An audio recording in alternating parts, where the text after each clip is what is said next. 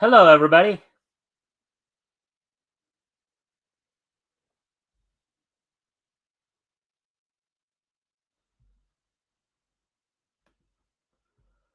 All right, Metal, we can talk now. All right, so let's kind of just catch up on the chat here because we have an active chat already. Marsupial Gamer doing the elbow coffee. He's your co-host, right? Yeah. And also, I think I did give you. Did I? I think I gave you a wrench already. So if you wanna, if you wanna share any links, feel free to do so as well. If you wanna, of course. And then Rick's here. Hey all. Hey Rick. Hope you're doing well. And then Marcia will saying, "Hey Rick," and then you're doing the elbow cough. And we. Oh yeah. I gotta throw the gotta throw that dab out. All right, and then hello, Mike Walters. Hey, Marsupial, glad you can make it. And then fight Xena phobia, Jr. with the Xena stuff. So, all right, so tonight, everybody, and we got even more. Okay, um, Metal's gonna time everyone out now. Nonsense. I have never abused my wrench on any of like the 20 channels I have wrenches on. Yeah, and I know that because he's been one of our regular panelists the past couple months here, and and most of the guys who have wrenches with me don't abuse it, which I'm thankful for. Obviously, like a lot of people, I give wrenches out more to help you guys promote stuff as needed and all that.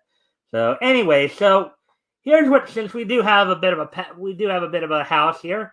So this is what's on tap for tonight. We're gonna we're gonna finish our coverage of September 1939 in terms of comics that went on sale that year.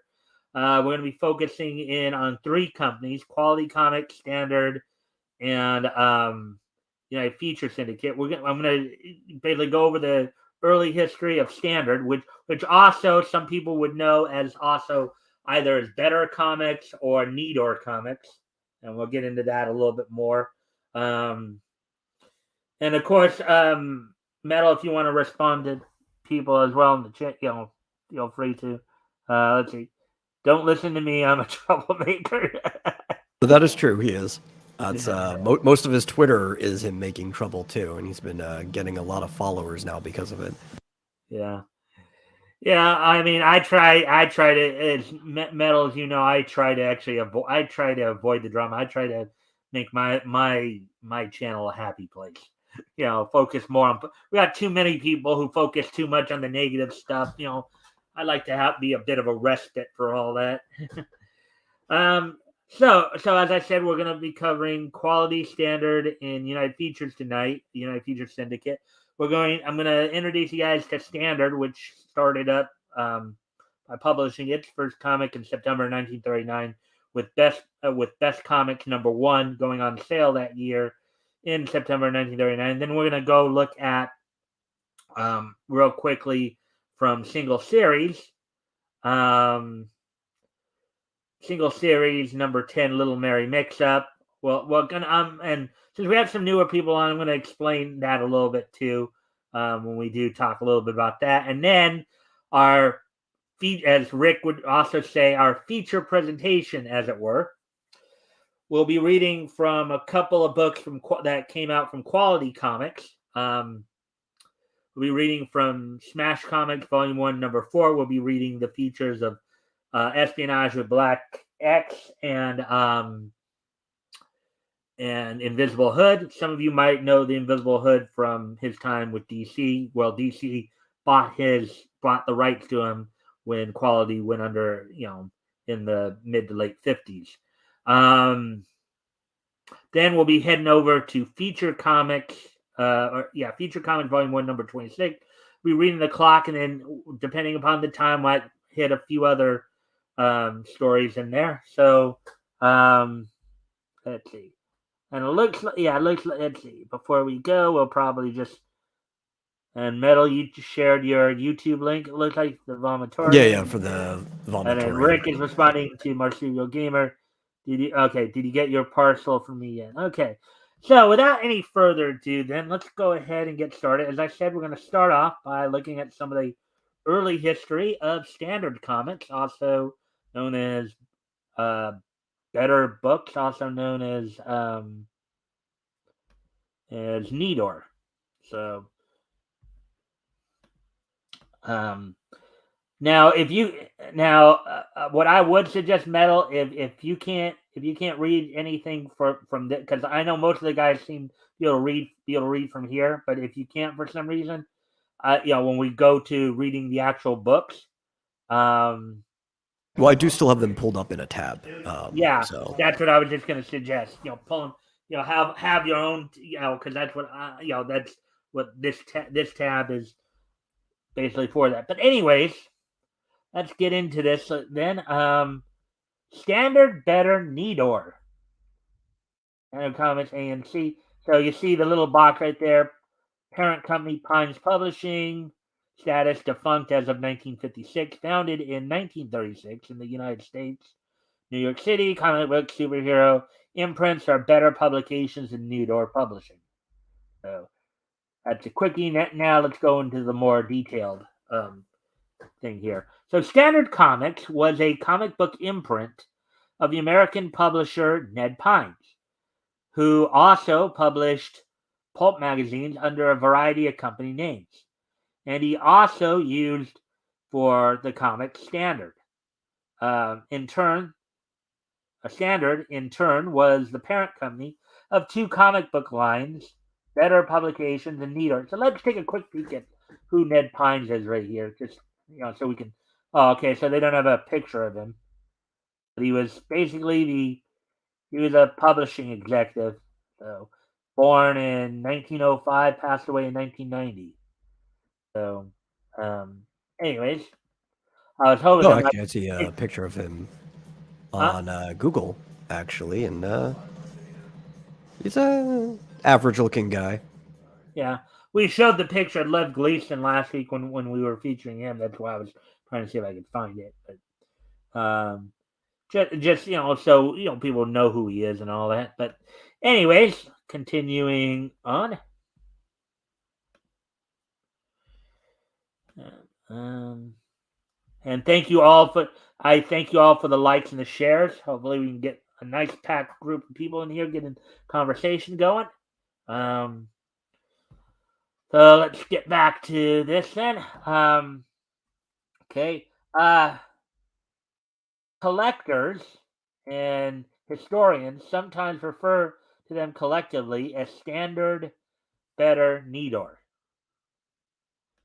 I think it's either Nidor or Nador. I've heard both variations. I would actually go and probably say it's Nedor, just because it seems like it's named after Ned. Yeah. All right, that could be. In business from 1939 to 1956, Standard was a prolific publisher during the golden age of comic books. Its best known character, initially published under the Better imprint, is the Black Terror. In June 1949, the Better and Nedor imprints were consolidated as the Standard Comics line, with a Standard Comics flag-like cover logo. The titles previously had no publisher logo. In 1956, Standard ended and only two titles continued, published by Pines Comics. So that's as much of the history as we need to know for right now.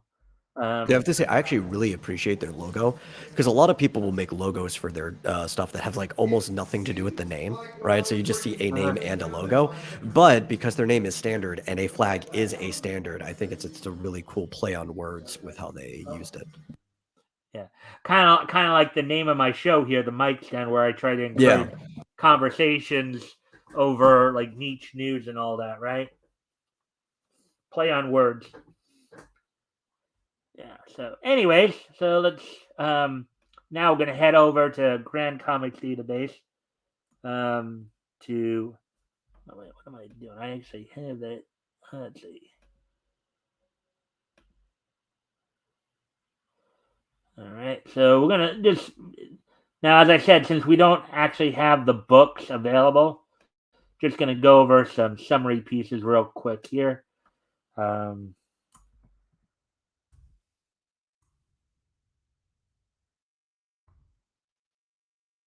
so we do get to the quality stuff.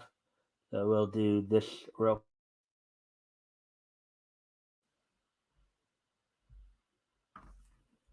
So there, as you can tell, there are only four. The only one that has a full issue is number 2. We will look at that one because that's the only one available. That'll be next month or when we hit standard when we're doing our October coverage. And of course, if you notice there, the book looks the cover there looks a little different from the books back then because it's more rectangular. It's more of a square as opposed to or more of a quadrilateral, I guess. Well, yeah, it's instead of portrait, it's more landscape. Uh-huh. Now, like many comics of this day, these guys would do reprints of stuff that was already in the papers, Jigger, stuff like that. So there's the cover right there. What do you think of that cover there, Nito? I'm sorry, Metal? I mean, it looks fun, which is the most important part of a cover. I mean, I'd probably pick it up if I saw it. Yeah. So anyway, now with that, now that we done that, so let's see. Now the issue notes here: on sale date from the publication, date and volume number found in the catalog of copyright entries, part 2, periodicals, new series, 134, and all that stuff. So no title index. Adventures of the Red Mask cover. Characters: Red Mask, Silly Willy, Peggy Wow, Jigger, Happy. So these are the characters. Let's see. Introducing the Red Mask. Adventures of the Red Mask is the name of the feature. 7 pages. George West. First comic book. Let's see. So the Red Mask first comic book appearance, reprinted from newspapers. Now, as I was just telling you guys, a lot of the anthologies back in this, some of the ones that were more slice of life or humor based, were more reprinted stories. Now, granted, this one was an adventure one, obviously. You did have some adventure ones that were reprinted from newspapers as well. So, Robert Fear. Oh, yeah, Robert Fear, villain, introduction. The Red Mask is the first known published African comic book mask hero. So, that's it. And does he get the credit these days? I don't think so. Huh? Does he get the credit these days? I don't think so. I mean, you think if you want to find anything to adapt into a movie with the way that the crowds are going, you would love to make a Red Mask movie, but nobody wants to touch it. Yeah, well, now, up until when I was previewing this stuff earlier in the week, I'd never even heard of the Red Mask. Are you, based on what you just said, had you heard of the Red Mask before? Are you basically? Yeah, actually, I've read just like a couple. So when I was first getting into comics, I had come from reading mythology books in my library, and I was looking for basically more things like mythology to read. So they directed me to a section in the back of the kids department that had a whole bunch of like hardcover collections of anthologies and stuff. So and anthologies are kind of how I got into comics. And it's funny because it's also kind of how comics almost came to be. So. Yeah. Well, okay, I can tell you just from my previous studies and stuff like that anthologies were big in the golden age. All the companies were doing it. You didn't start having feature books. We'll talk a little bit about that aspect in a bit here when we go over the Little Mary Mix-Up one. But most of the books that were on newsstands for comics were 64-page anthologies. Depending upon what they were like the action adventure ones usually had about like 7 to 8 features in them, whereas some of the humor ones had maybe more like 10 to 12 at this point. Yeah, it makes the logical progression because comics come out of a shared industry of newspaper and magazine. So you already have pulps being printed in magazine form. The comic anthology is just the natural comic magazine. And of course, when you get to really some of the early days here of comic, some of these publishers we're talking about, like United Feature Syndicate, for example, are actually newspaper syndicates that had decided to take their news strips and put them in comic book form. Another company, probably more well known company, was King Feature Syndicate. Because King Feature Syndicate was the company that gave us Popeye. It gave us Popeye from the Yeah, from yeah. the theater. Or even this one too, where they mentioned that Ned was working in publishing pulps before he started making comics. So like all of these come out of this one shared industry that like branched off in different directions. Well, you notice right there, they said that the company started in 1936, even though here it would seem the comics division started in 1939. Yeah. So, so that was kind of the more interesting aspect. So, and then you have Happy, Silly Willy, and again, you see here, see the variants here: 2 pages humor, 9 pages with Silly Willy humor, Happy again. And you have some of them that have multiple. Peggy Wow. A lot of these are human. Let's see, Chab of the Jungle, which was a tech story, and that's the thing. One of the things one of the things I've commented on before here too, and I told many of you guys this before. The comics of this period were more akin to like the highlight magazines that we would highlight Oh, I love magazines. highlights. Yeah, they were more akin to like the highlight magazine for kids but just with more of a like a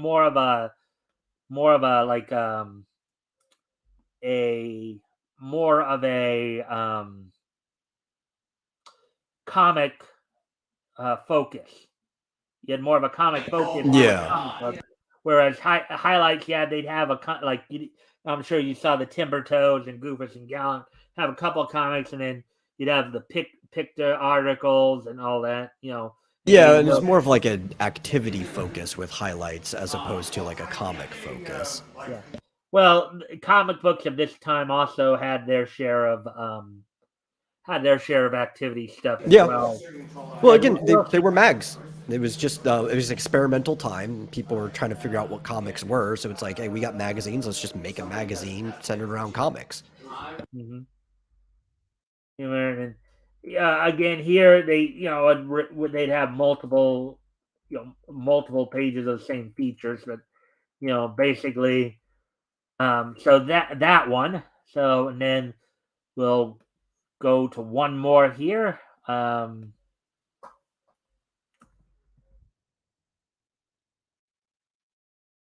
Yeah, and I would say it's actually one of the things I really appreciate about these older ones, because now that we have like almost everything's a feature, right? Everything's like, oh, you have to make Yep. a 24-page comic about this person.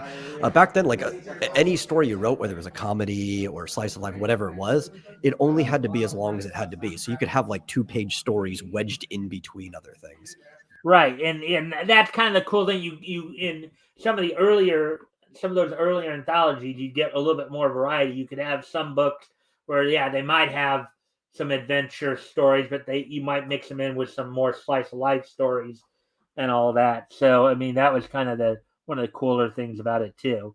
But anyways, okay. So let me just, for those who may not understand, so single series here. This is what they called it, even though technically the titles of the books were whoever they were featuring that particular month. Okay, so this is one of the early attempts at a company doing like a specific feature style book. Before this stuff, and there were a couple other companies that did it too. Like Dell did it with large feature, and I think David McKay may have done it with feature book.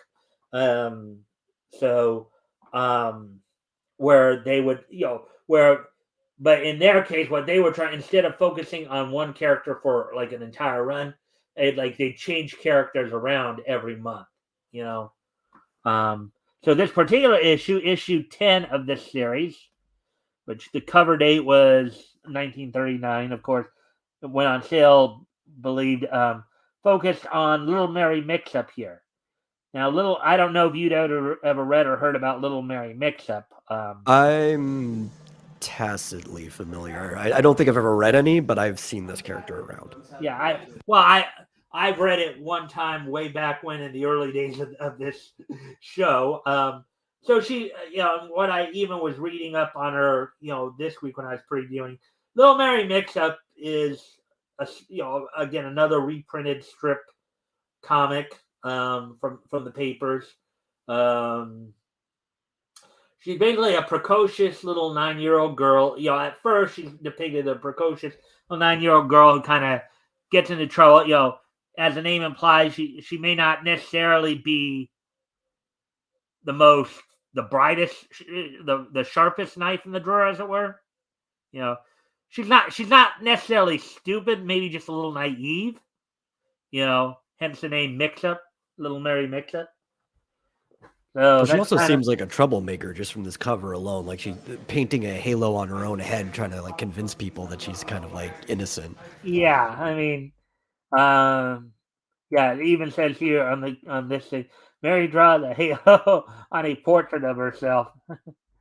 But basically, she's like a little girl who, as you said, is a little mischievous. 31 pages devoted to a story called All in the Family, which were and in this particular book, of course, that's like half the book right there. Yeah. So 2 features. All in the Family was the top half of the page. Little Mary Mix-Up was at the bottom of the page. Okay, yeah, because since it's features from like newsprint, very few comics ever got a full page, like say Winsor McKay's Little Nemo. A lot of times you got like one of those 3-line boxes or whatever at most. But as you can tell, it's primarily the Little Mary Mix-Up. I mean, some of these as compared to like you have, of course, the cover. You have a 1-page inside front cover. You have 31 pages, 2/3 of a page, and then the Comics on Parade promo. Comics on Parade is another book that was published by United Features, again with reprints. Some of the other characters, some of the more well-known characters that appeared in the United Features book, of course, from the United Features Syndicate newspaper syndicate, included Tarzan, Ella Cinders, Little Abner, Fritzy Rich. So those characters right there. 8 pages, 18. All right, so now we're done with a lot of the informational stuff. So now it's a good time to get ready to do some actual reading. You ready? You ready, Metal? Oh, I'm always ready. Yeah. All right. And if you can, if in some ways, if you can also, do like try to do the voices to really try to immerse everybody. That if you want, that would probably make for more of the experience too. Now I got to just get my head on straight here. Let's see. And this is the site that for most of the public domain comics is where I find a lot of the material. And there's Better Nador, and as I told you, of course, Nador standard.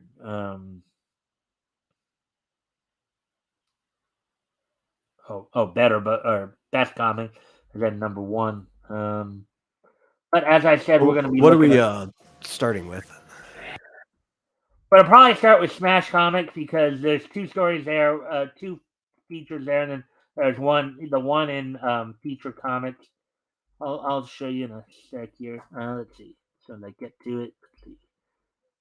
Smash Comics number 4. So this is the book we'll be reading from first. Yeah, I got it up in front of me. All right. So do. Do, do, do. Let's see. There's Archie O'Toole and Espionage. Do, do, do. Bozo the Robot. Do, do, do. Invisible Justice. Clip Chance. Also featuring Wings Wendell, Phil Pot Deep, Cheat Carter, Abdul the Arab. That would go over well today, wouldn't it? Abdul the Arab. Yeah, I don't know if the word Arab being put in there would go over very well, but yeah. Captain Cook, John Law, and many others. I think Captain Cook wouldn't go very well either. He's got kind of a reputation to him these days with the whole Polynesian islands and stuff. Well, let's see. Well, there's Wings Wendell on the left there, shooting at an eagle, and then there's King Archie O'Toole. Hey, maybe I am King Archie O'Toole, but I'll break if I'm dropped. I don't know if that's meant to be breaking the fourth wall or not. As in, I guess because if he's worried that he's going to get dropped, as in his feature's going to get dropped. I think it's more worried about since he's shooting the bird. If the bird lets go, he will probably die from the height they're at. Yeah, that's probably true too. So, want money for football, movies, fun? Get it this easy home way. My family pays me for shining the shoes. It's a cinch with a Shinola home shine kit. And you notice the advertisements here too. Oh, I love old ads, especially because they look cheesy by today's standards because they had very limited post processing, right? Like you had to basically print something out, cut it into the place it's going to be, and then like reprint the thing like that. But like so much care was put into them, despite that. Yeah. And hopefully Marsupio's still here because I'm sure he's going to want to hear you read comics. Now there was a period here. Now initially this feature was originally in Feature Comics, but when they started publishing Smash Comics, they moved it over to Smash Comics, the headline. Now during some of the early issues of Smash Comics, the character is actually known more as Black X, but there were a few issues there where he was known as Black Ace, but there was no reason given as to why they changed his name and then why they changed it back. So, well, they didn't need reasons back then. Yeah. Well, as you said earlier, it was from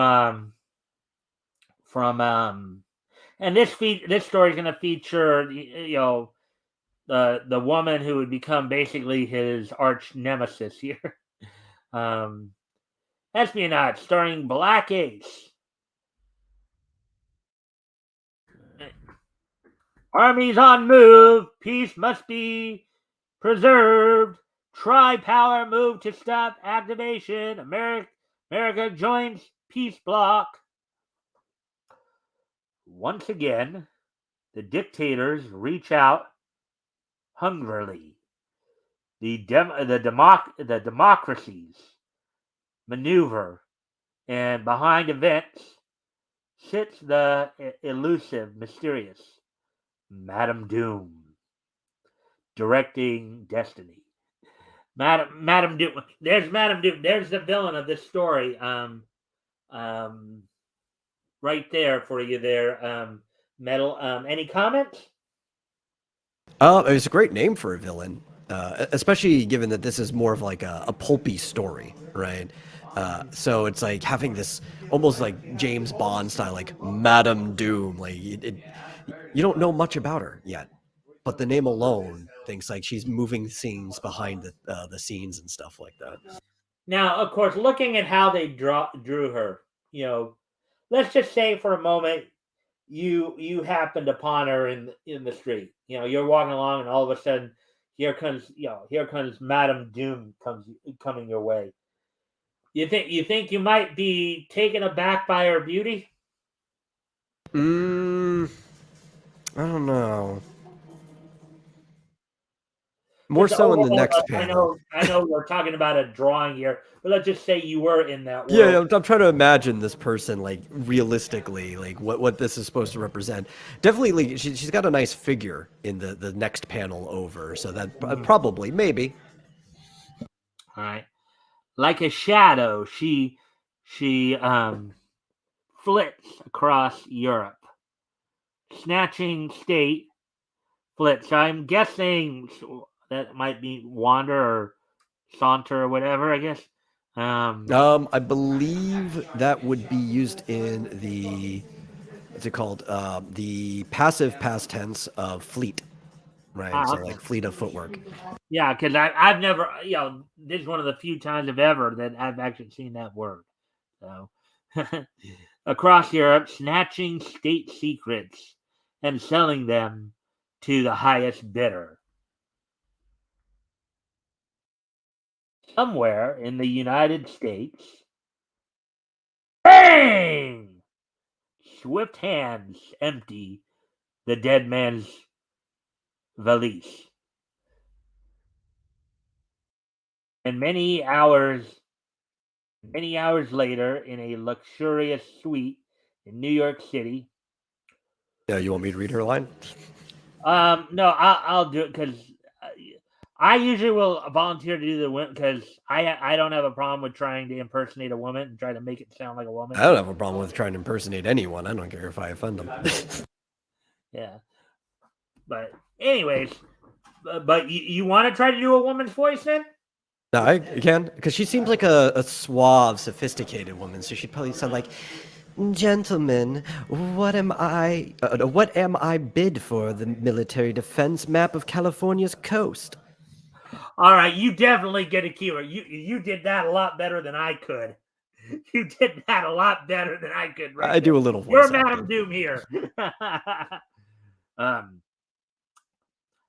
I'll bid 10,000. My country would be very interested in that. A very meager offer, but I'll accept. In a few minutes, my agents will arrive with the papers. You are good with that, man. You are good. Wow, you're a lot better than I am. All right, so. So, come in. It's okay. I'm K61. Here's the papers. I had to kill the guy, hand over my dough. You fool!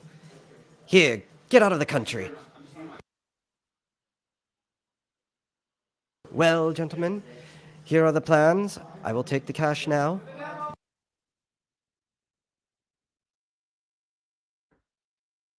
I'll look at it first before Madam Doom. This paper is uh let's see. I'll look at it first before I Madam Doom. This paper is a dummy. What? It's absurd! Wait. I'm sorry, madam. Secure the real papers and we'll talk terms. Meanwhile, in Washington, news of the agent's death reaches headquarters. Black Ace is on hand. So, Killed? Where? No, don't bother looking for the killer. He's probably out of the country by now. Well, Madame Dew has struck again. Lieutenant Hayes was killed carrying those decoy papers. I can hardly believe that a spy so clever as Madame Doom would fall for such bait.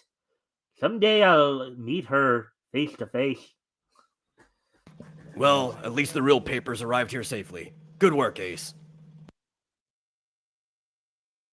The next morning, the wheel of the world event spins, and the newspapers broadcast the news. Dictators refuse to party practice Parlay. I think it's parlay. peace. Predict war move in Orient. 3 democracies join military strength in Black Ace's apartment. And here's another character a lot of people would find offensive today. You want to do Batu right there, or will I? What nationality is he supposed to be? Because that I turban think, could come from anywhere. well, he's wearing a turban on his head, so I would think Indian. It could be from Pakistan. It could be too. Yeah. I'll just vaguely. It's like, Master Chief, on phone, desire talk immediate. Be right there, Batu. That's the espionage for you. No time even to take a bath. Yeah, I mean, I'm trying to make Black Ace sound like more like James Bond, but anytime I try to do, of course, an English accent, I sound more like Scottish. Well, arguably, Bond is supposed to be Scottish, and the best Bonds were. What's up, Chief? What? Get a plane ready. I'll be out in 20 minutes. 20 minutes later, in a private office at the field. Black Ace, we're on the brink of the war with the Orient. Now remember, this is 1939, so this is still a couple of years before before we actually did get into World War II. But as some of the as Tim and a few others have pointed out, there was always kind of a push from some of these comic book writers about wanting to get into the war. Yeah. Especially because a lot of comic book writers were Jewish, so they felt personally involved with it. Yeah, I know Joe. I do know Joe Siegel and Jerry Siegel and Joe Shuster, who created Superman, were Jewish because we looked at their careers a bit. So, yeah. Anyway, our only hope for peace lies in these documents, which must be delivered into the hands of the British consulate at San Francisco in 24 hours. They contain the facts of our naval strength and a defense map of California. In order to stop our entering the Democratic bloc to prevent the war, the dictators may attempt to attack our West Coast so as to keep us occupied. But the democracies plan to join fleets, and there's going to be a meeting in San Francisco. You are to carry those papers to that meeting. That should be easy. Anyways, before I go on there, I don't know if you noticed. In that dialogue you just monologue you just said. Yeah. But doesn't that sound almost like a prediction? Oh yeah, for sure. Because like 2 years after this, what happened? The thing is, right? They thought they were gonna attack the shoreline directly. They didn't think it was gonna be a base further out, but that was still pretty close. Man, talk about premonitions, huh? And the funny thing was, Hawaii wasn't even a state yet. It's still like 20 years before it would become a state, I believe. Yeah, and I think what happened was that was part of the push, right? Like, well, if you're going to be attacked, you might as well be one of us, But no, it's pretty, I think it was pretty predictable, though. I think almost everybody saw an attack coming. They just thought it was going to be closer to the shore and not all the way out in Hawaii. Yeah, easy, except for one thing. You've got to pick up an agent of each country in the following cities: Chicago, St. Louis, and Salt Lake City. And they have those marked on that map behind them. Oh, yeah. See, I love how experimental everybody was with the panels, because, like, paneling isn't as experimental these days, but the images in it, they would just draw whatever felt like it fit the conversation. Now, let me ask you this, because I know there might be some topographers who might have somewhat of an issue with this, but with this horribly drawn map where the state lines don't even match where they belong. Well, not just that, but just how they did the coloring of it too. I basically wanted to get your thoughts on the artistic aspect of the map there. I think this is just a horrible map altogether. The coloring of it. See, because I definitely don't believe it's a topographical map because this coloring wouldn't work. I think whoever drew this probably just drew it really fast because this looks like a very sloppy map, right? And they're probably just used to seeing how like any map of the states usually has like no adjacent color next to it. Uh-huh.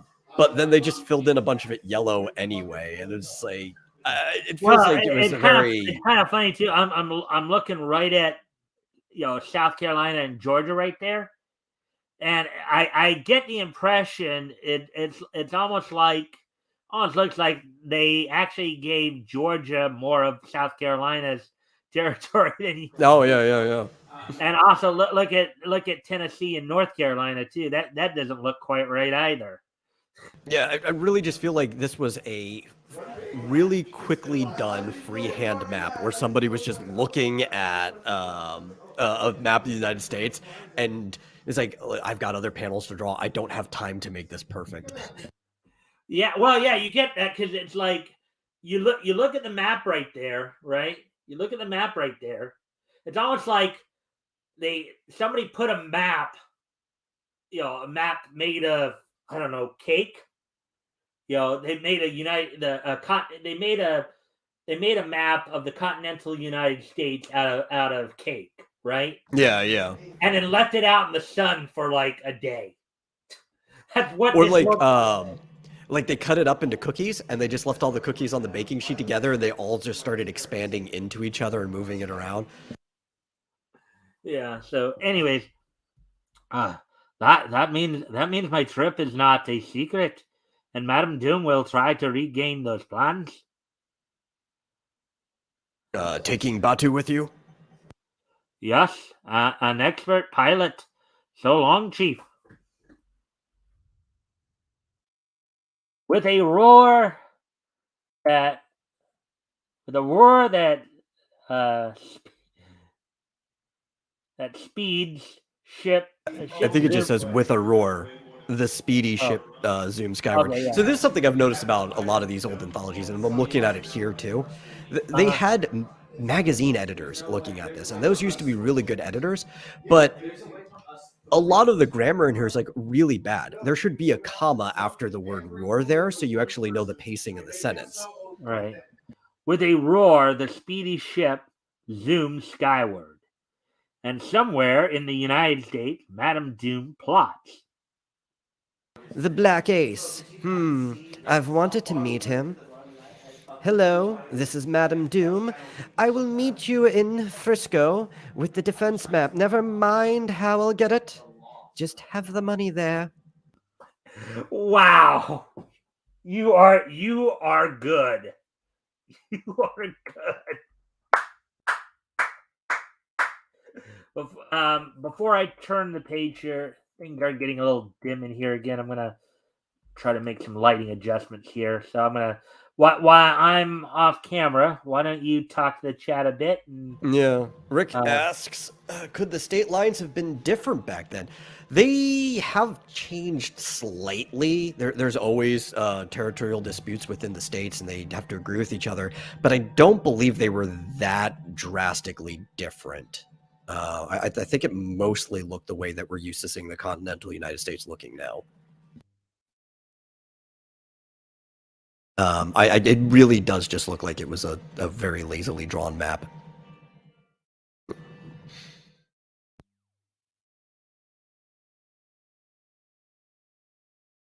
Yeah.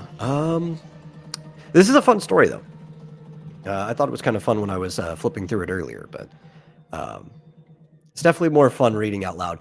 This was the one I was able to probably spend the most time on, like soaking in panel from panel.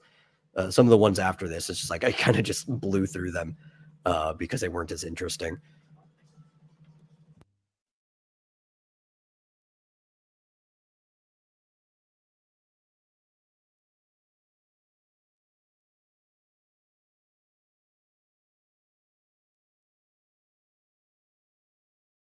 But yeah, I would say most of that voicing experience comes from spending years and years doing puppetry for churches and stuff. You really get to flex out and practice different things. See, Rick says, "Okay, wasn't sure. Just thought that might have been a possibility." Yeah, no. They were still mostly already that way. I for most of the 1900s, the state lines haven't really changed. I mean, very early on they did, but by the time we start getting to the Second World War, things are mostly just the way we're used to them. All right, so I'm back. Had to go after dealing with some of the lighting situation here. I may have to get up one more time in a few. It's like it's like 6:45 here in California. So basically, the sun's going down here. So the lighting. Yeah. It's actually one of the benefits of being in a garage as my studio. There are no windows or anything, so my light is as consistent as I make it in here. Yeah. So anyway, since I can find the cursor, there it is, and then get up to where I need it to be. All right. So now moving on to the next. Um. All right. So through the night roars the Black Ace's plane, shooting like a bullet across the skies at 200 miles an hour. Um. We're in Chicago, Batu. You see that the new plane is tuned up. Um, I'll pick up our first agent at the hotel and be back in an hour. Hmm, that's odd. His hotel room is unlocked. Black Ace's flashlight sweeps the room. A man lying on the floor, dead. This must be our agent. Oh, a note. If you can, you want to try to read that because that's basically from Madam. Yeah, I don't really have a problem with cursive. It's just the scan is kind of blurry. This is like, Mr. Black Ace. Uh, I think this is got here first. Oh, yeah, because she was saying I got here first. Got here first. Too bad. You need not look for the plans. I have them. Till we meet again, Madam Doom. Till we meet again, yes, and I'll make it very soon. Once more, Black Ace is off. This time, grimly determined. Our next stop is St. Louis. Let's hope we've better luck there. Well, I think if she's already ahead of him, that's gonna be Yeah, tough. because you're just playing catch up every single time. Yeah. Suddenly, high over the plains, um, the ominous sound of a faltering motor reaches them. Batu, what's wrong? Motor broken. Not go. Madam Doom's work. I'll take the papers. Bail out, Batu. No, master. Only one shoot. No, master. You take shoot. Save self. No time to argue, Batu. You like my Scottish accent? uh, Oh, I think I'd go with more of a Sean Connery if I was doing it. But yeah. Sorry, Batu. This is the first time I've ever had to do this to you. So he basically knocked him out. That's a classic hero thing. When you somebody got to do what you got to chooses do. to be saved, knock him out and save him. Anyways, quickly securing the parachute on Batu's shoulders, he slips the ring and sends him to safety. Now to try to bring this plane safely to Earth. In wide, slow loops, Black Ace guides the plane to Earth. On the ground below, a car slowly follows the circling plane. Ugh. I can't tell who's supposed to be in there. Yeah, it's kind of hard to tell because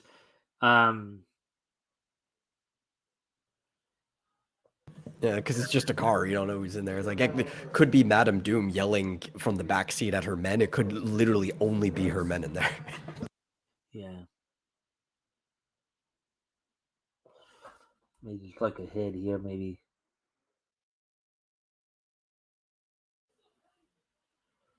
No, I think she's back at her base, so that's probably not her. That's just some men. Yeah, it's Yeah. probably her men. He should land about here. Get ready for him. Over the field. Oh, wait, let me just make sure. Okay, the ship bumped safely over the field in a 3-point landing.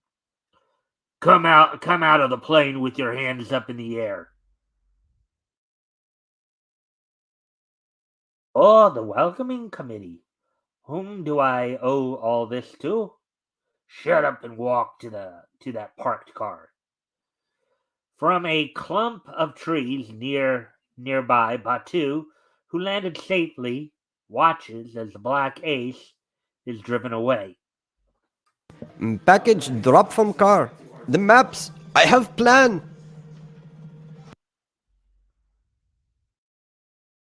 Meanwhile, in a city on the outskirts of St. Louis, we've got him. Good work. Bring him in and leave us alone. Um, you must be the famous Madame Doom. You're very beautiful.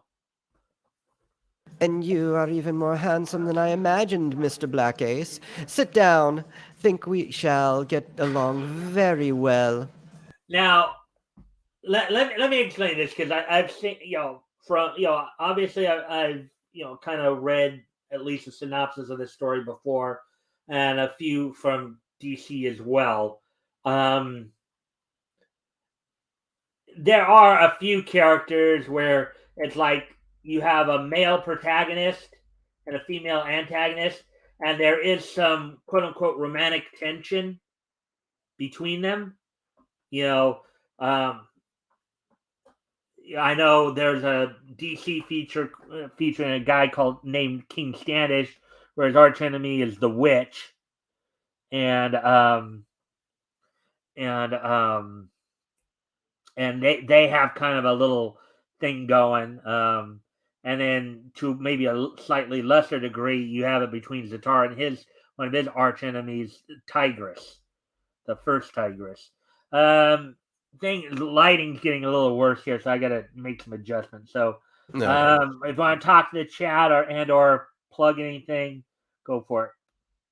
Yeah, I mean, just to top up, I think it's almost a natural type of relationship to form in these types of settings because there's kind of like the chase, right, of the romance. There's like the cat and mouse, fox and hound type thing.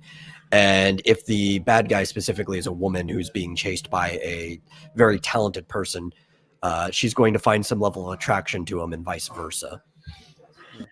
Yeah, I mean, you almost get the impression here, building on that thought right there.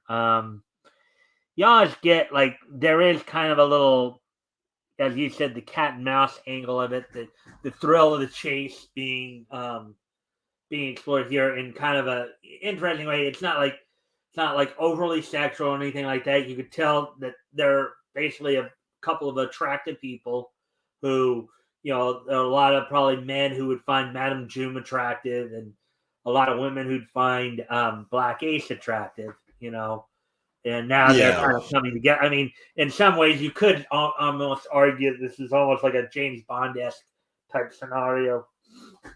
So, Well, it also adds an extra layer of complexity on both of their motivations and anytime you look at a game, right? And I mean, cat and mouse, but like any challenge, any story is a game in some ways.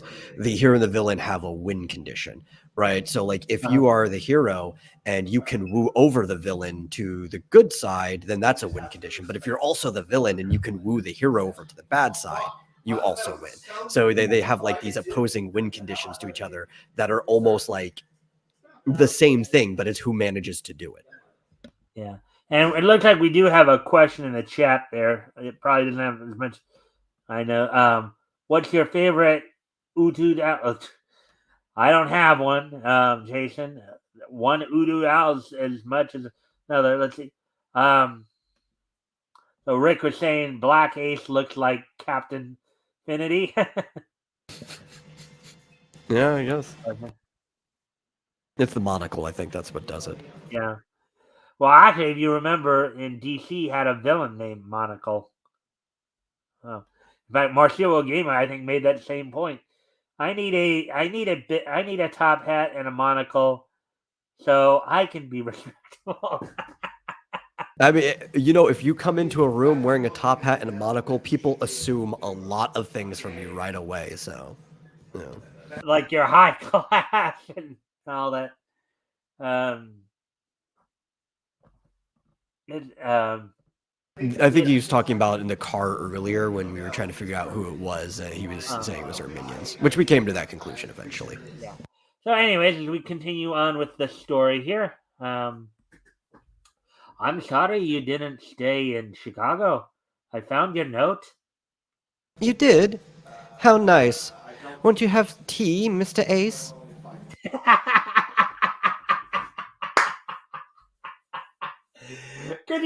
Now that's rich right there.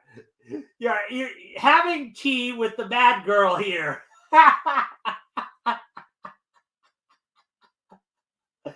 do you think you might respond to that, Metal? Well, see, I do really like tea, but I don't think I can trust her to be giving me just tea. I feel like she'd spike it or poison it or something. I can't take tea from the bad guy. I'm sorry. No, well, let's see how everything kind of goes about here. No, I'm afraid not. You see, I'm in a hurry. I have an appointment in St. Louis. Sorry, but I shall have No, to... I think that's me. Okay, go for it. Sorry, but I shall have to detain you. There's a little matter of maps which I am anxious to secure. In that case, I guess I'll stay and have some tea. Meanwhile, Batu searches the back alleys of St. Louis for agent number 2. Please tell me, where is Rocco Tavern? Two streets over on the south side. As Batu nears the rambling tavern, sounds of a brawl reach him on the street. One man against so many. I must help. Can humble self assist? Indeed, old chap. Pitch right in. And the little Hindu uses... Hindu. That does answer the question. Is Indian. Uses his own hands or his own means. What the two of them?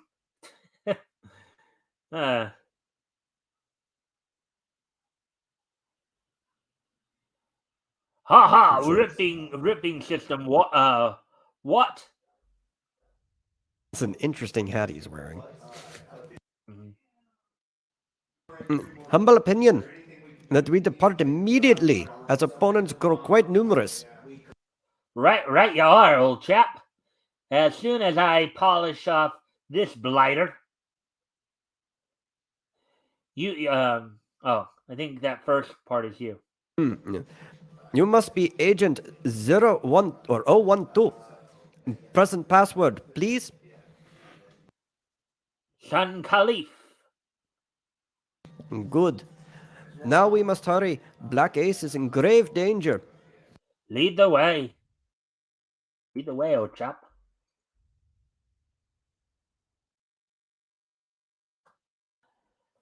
In the hideout of Madame Doom,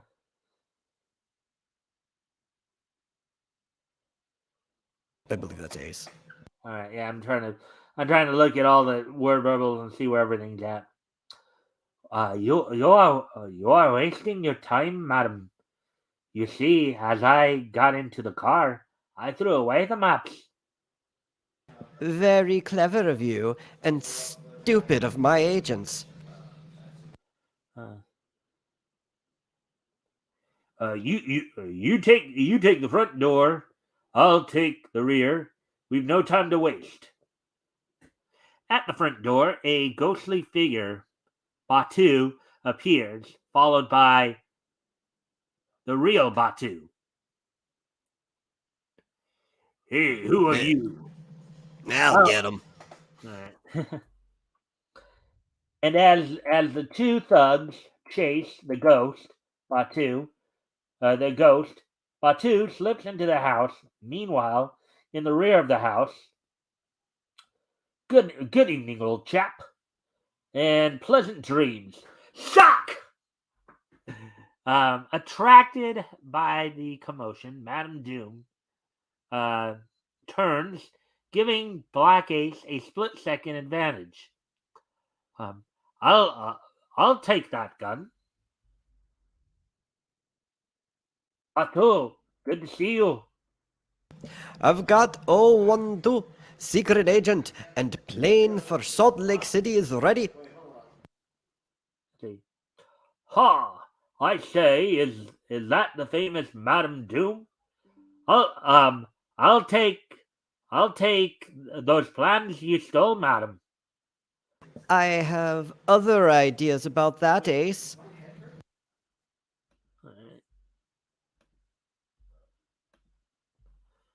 Let's see. Suddenly, Madame Doom springs to the wall, presses a switch, throwing the room into darkness. Bang! Bang! You missed, Black Ace. Goodbye until we meet again in Salt Lake City. When the lights go on again, gone, gone. Oh, I say, elusive lady, what? And shortly afterwards, we've got only 10 hours left to pick up the next agent and reach Frisco.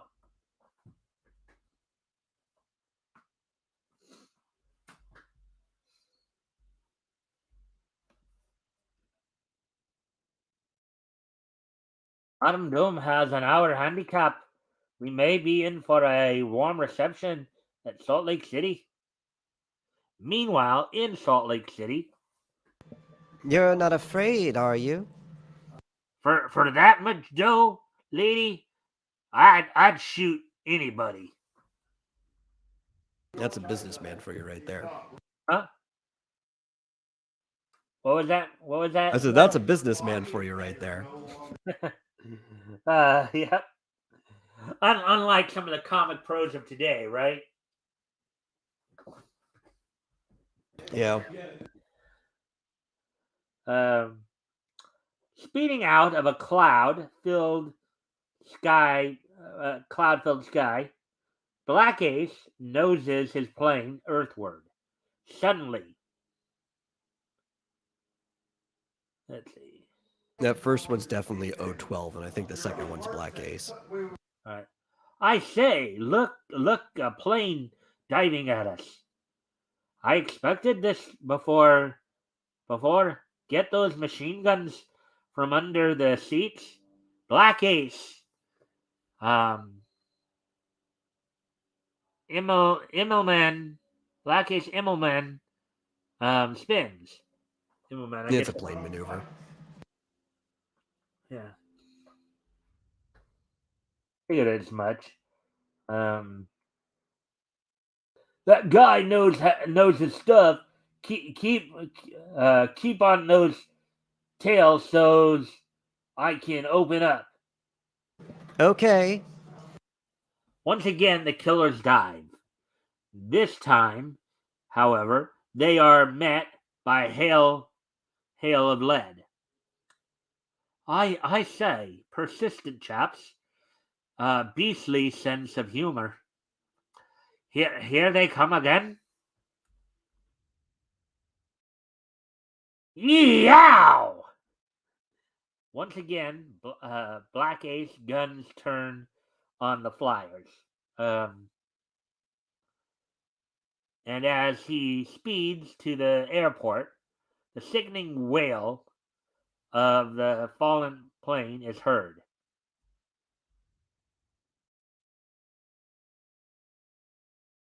At Salt Lake City, Batu will refuel the plane.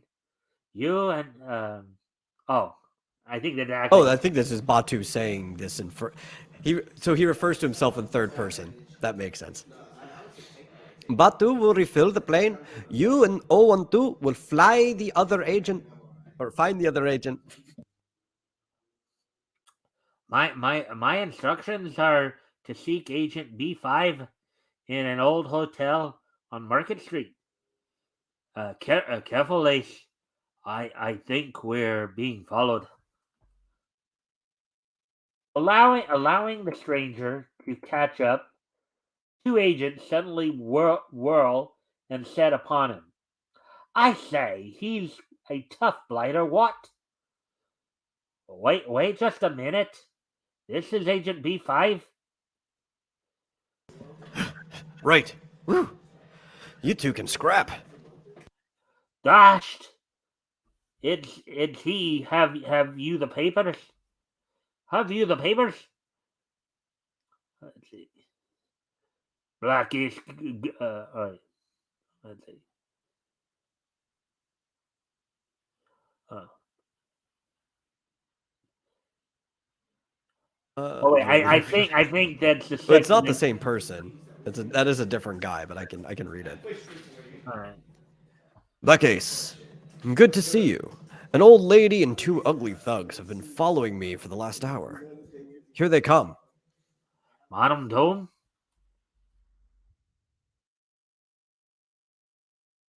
Oh, maybe it was.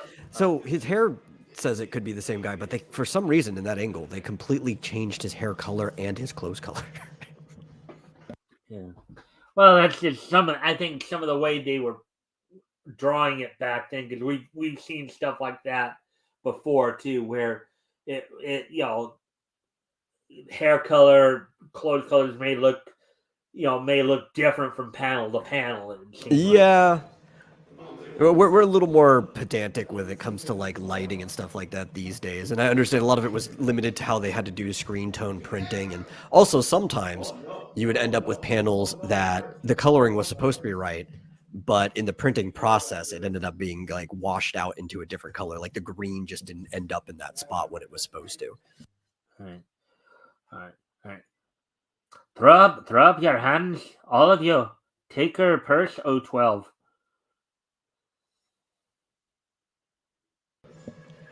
I think that's Madam Doom. Yeah, I think the middle one there is. Yeah, Black Ace. I thought you were.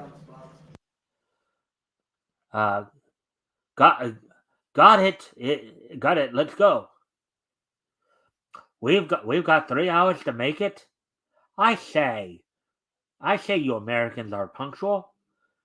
And behind them, Madame Doom removes her face makeup. Defeated. Black Ace, the only man I ever respected. I may as well leave the country. Oh, get that line!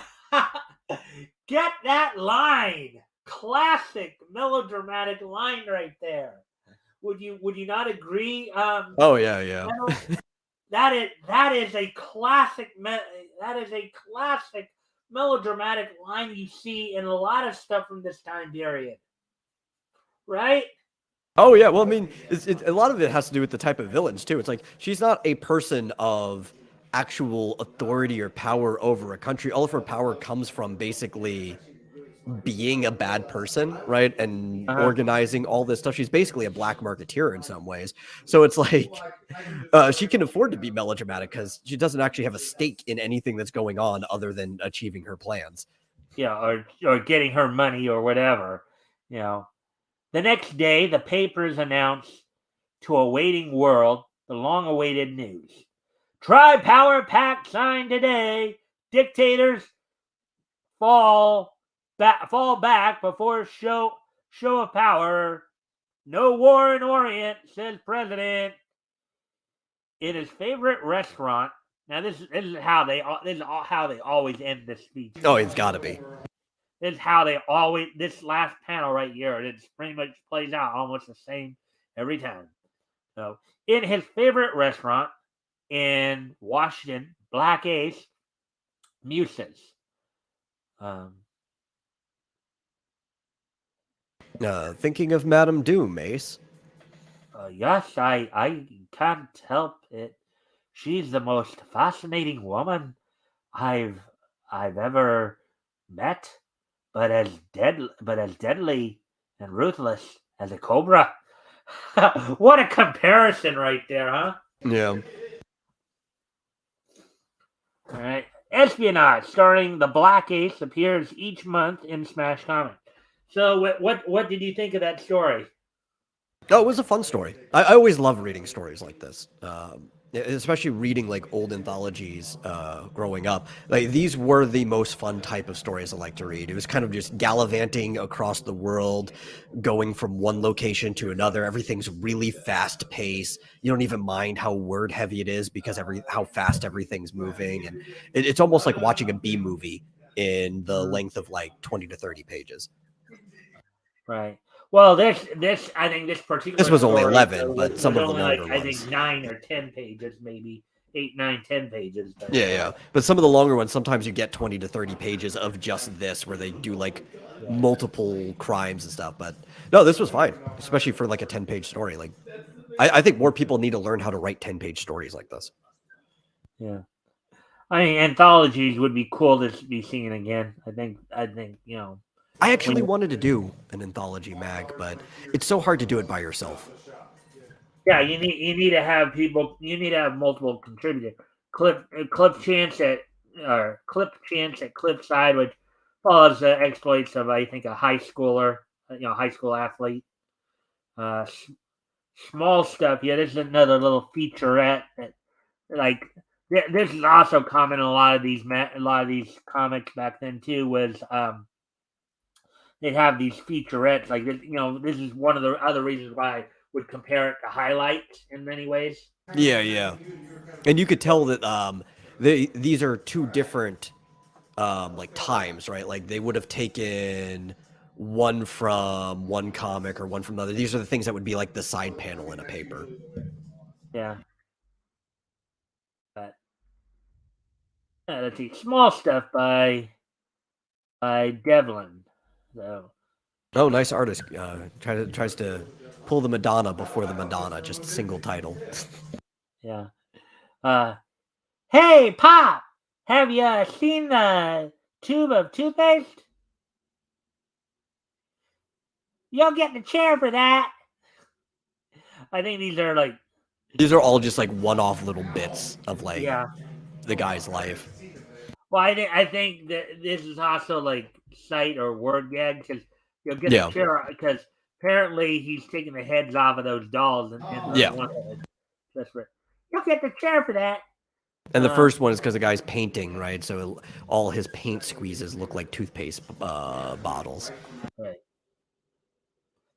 What you got there? Bait for swordfish. It's a sheath. Yeah, a scabbard. So the swordfish would just go in and get stuck in the scabbard. Riding Academy horses, $1.50 an hour. Pillars, 25 cents an hour. You could falling off the horse, yeah, you're gonna need a pillow. Yeah. All stuff appears each month. So let's see. Well, you want to do the woman right there? You do such a good woman voice. Okay. Junior, you'll be able to walk faster if you hold on mother's skirt. Okay. what what do you in today's world, in today's society, with the way we look at things today, what do you think people would find wrong with that statement? See, I think you have to look at it from a multi-layer problem. One, they're probably finding it a problem that the woman's wearing a dress like this anyway, so he should be holding on to his mother's pant leg, right? Because of the oppression of women. This is how these people think. Secondly, even though he should be holding on to his mother's pant leg, they shouldn't expect them to ever have to hold on to a mother's pant leg. He should just be walking faster anyway. You know, you gotta break this down on like a level of oppression Olympics here. Well, I was just thinking with the way things are today, telling him to hold on to her dress would somehow would some of the wacky people out there might be a grooming statement. Oh yeah. Well, it could also be like hold on to mother's skirt. It might be teaching him to be a skirt chaser later. There's all kinds of things to it. Yeah, but that was the humor back then too. Now, Yeah. granted, we're looking at it from the times we're in now. Obviously, I don't think they would have been thinking quite as vulgarly as maybe we're making it sound right now. You get what I mean? Yeah, no, I don't think that. I don't think they would be thinking like that at all. I mean, it's literally, it's basically just a handle on the clothes. So it's like when a dog is, you're walking a dog on a leash, sometimes you just move at the pace of the dog because they're really excited. Yeah. Hey, Pa! A man at the door says if you don't pay the electric bill, he's going to shut off the current.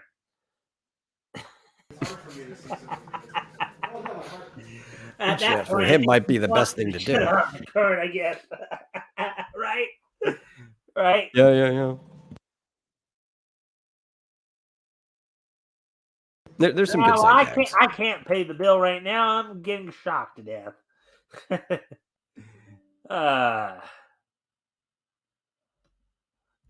Anyways, let's move on here. And then here's the other feature we're going to look at. Of course, I touched, I went in and looked at the thing there. But anyways, Invisible Justice by Art Gordon. At the Florida estate of John Blaine, a wealthy businessman and friend of Kent Thurston, who is the Invisible Hood. I came as soon as I got your note, Blaine. What's up? It's the Green Lizard, Kent. As you've undoubtedly been reading in the papers, Kent, 2 rich businessmen have disappeared within the last month. They were friends of mine, and I happen to know they all refused to pay large sums of money demanded by the Green Lizard. Now, this is, of course, one of the first gimmick heroes of the Invisible. Now, the feature is called Invisible Justice, but the hero is named Invisible Hood. So just so you know. Yes, I read about this gang of crooks led by a master criminal called the Green Lizard. The authorities seem to be baffled. Go on, Blaine. Well, this morning I received this. Place $500,000 in a suitcase and throw it at the end of the swamp road tomorrow. Remember, your 2 friends who did not pay. The Green Lizard. I've asked your help, Kent, because you were once a private detective. I know you've given it up, but you are the best man I know. Now, what shall I do? Yeah. And you notice they had a drawing of a little lizard, too, at the bottom. Yeah, I like that. It's part of the signature. That looks kind of cool there as well. It's almost like a monitor lizard. Yeah. You can hear something real quick here.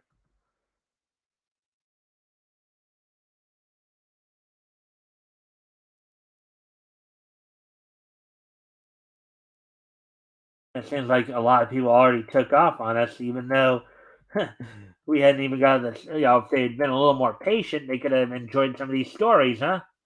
Maybe. Yeah, so they'll just have to come back and watch it again later. I'll replay. Yeah. Well, I hope you'll be here on Sunday to share your experiences with everybody. I'll try to be. I think I'm fairly free Sunday.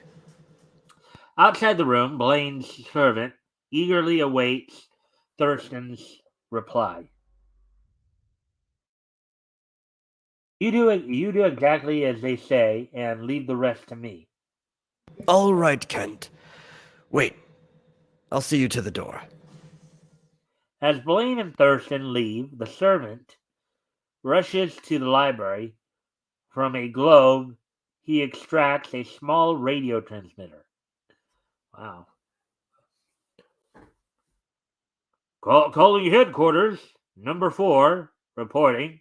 Blaine is going to pay tomorrow, but watch out. He's put a detective on the case. That is all.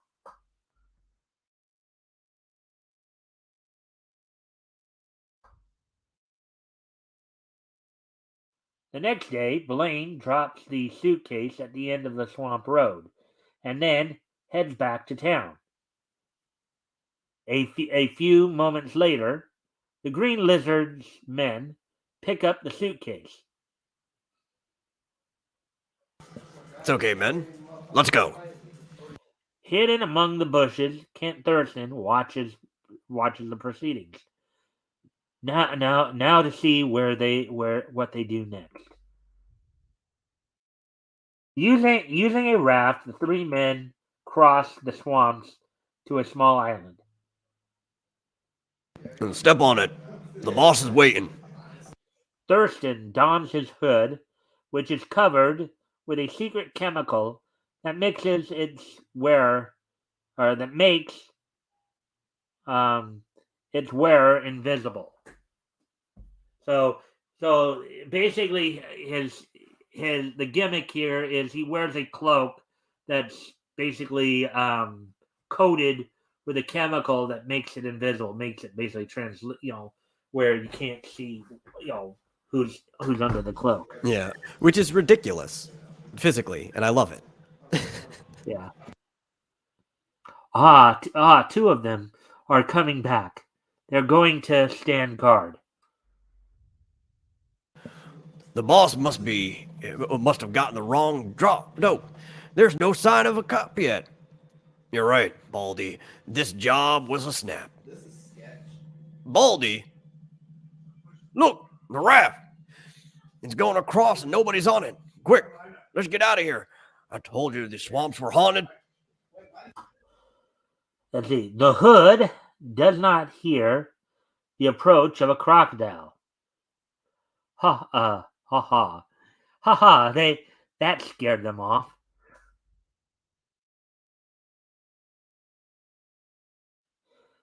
Let's see. Bang bang! Great Scott! A giant croc. Whew! Those crocs certainly make sure no one finds their hideout. Or those crooks certainly make sure they don't. No one finds their hideout. Well, that's over now. To meet the Green Lizard himself. Now let me ask: how do you like the color scheme on all this? On So like the actual coloring, great for the panels. I like it, especially given the time. The narration boxes, though, I could take or leave some of them.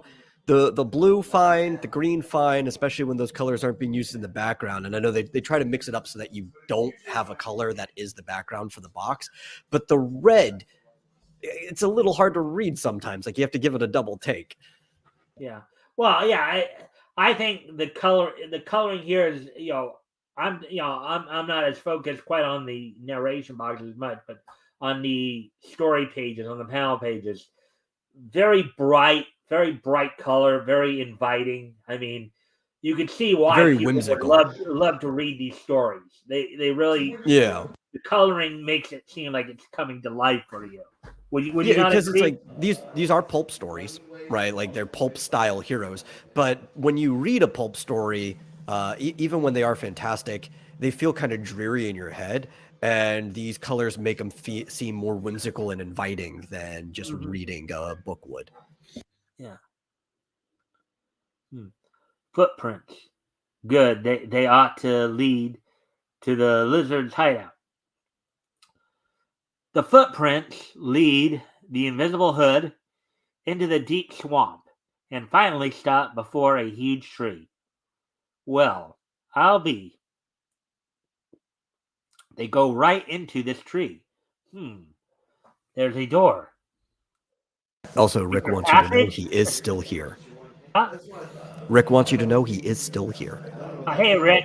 Thanks for saying something, because I was wondering, because we got down to one view, and, it's like we got down to one viewer, and so I was a little concerned there.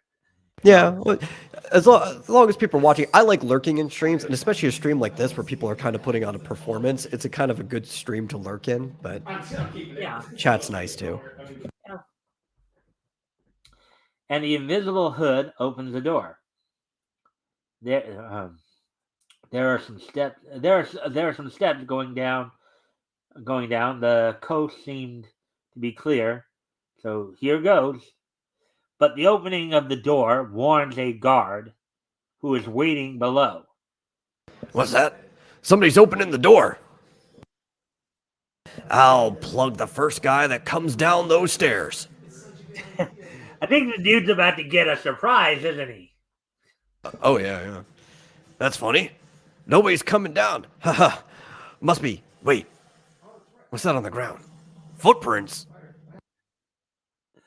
You see, the cloak covers him up.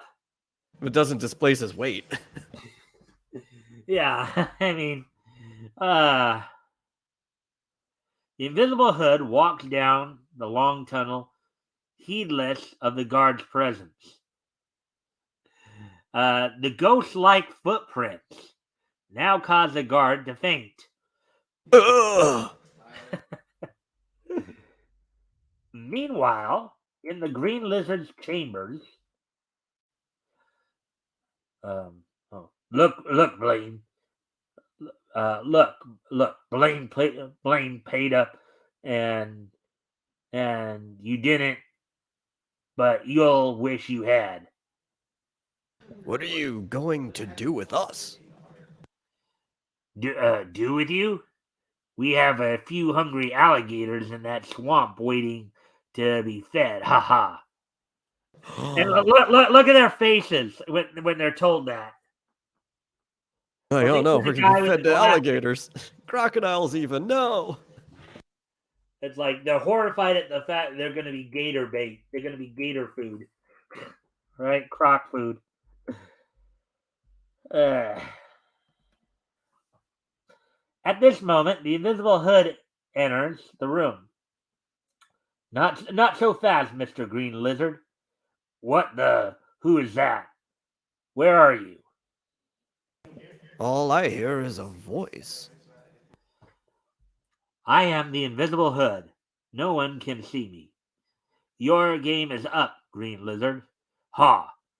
I've heard of you, Hood. You think no one can see you, huh? Right now, I know where you're standing. I can see your footprints on the soft ground. And this kind of reasoning right here, this kind of like logic, storytelling, whatever you want to call it. You're going to see this in a number of these stories in quality. Well, this is very much you see this stuff in The Shadow a lot, which obviously was a predecessor to a lot of these other types of like pulpy heroes. And like how The Shadow had a power to where like you couldn't recognize him or see him or anything like that, even though he was standing right in front of you. But then people would find different tricks and stuff to try to outthink The Shadow, but then The Shadow would outthink them on top of that. It would be like a game of chess. Yeah. Suddenly, the gang leader draws his gun and aims it at the invisible Hood. Don't move, Hood, or I'll drop you dead in your tracks. Invisible, huh? Bah. Then he backs toward a curtain on the wall. Gentlemen, this hideout is mined with dynamite. Behind this curtain is a time device. I'll set the time device in 10 minutes. In 10 minutes, this place will be blown to bits. But By that time, I'll be riding to safety in my power boat with Blaine's money. In the meantime, dead men tell no tales. It's Ha! literally just an egg timer on the wall. Yeah, and dead men tell no tales. Doesn't that sound familiar? Yeah. Meanwhile, the Invisible Hood has drawn his gun and bides his time. Where did he conceal the gun from? You wonder. Well, I mean, if all of his clothes become invisible too, I figure anything he keeps inside of his clothes, tucked in his pants or whatever, must also be invisible. Bang! Ow, my shoulders! The gang leader falls against the wall. He presses a button. A panel opens. Blast ya! Blast ya! You'll never get me. He's going up that steel ladder. The place will blow any minute. Quick, follow me. It's your only chance. The iron ladder leads up to a trap door opening on the outside. You two run straight to the dock down there. I'm going to head him off.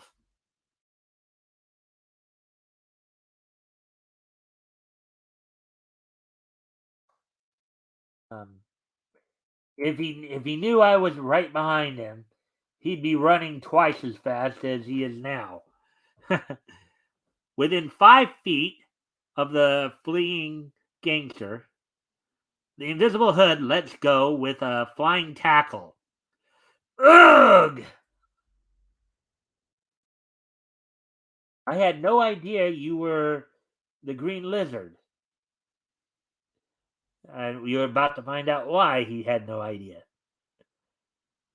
Now, if I can only get to the powerboat before the place blows up.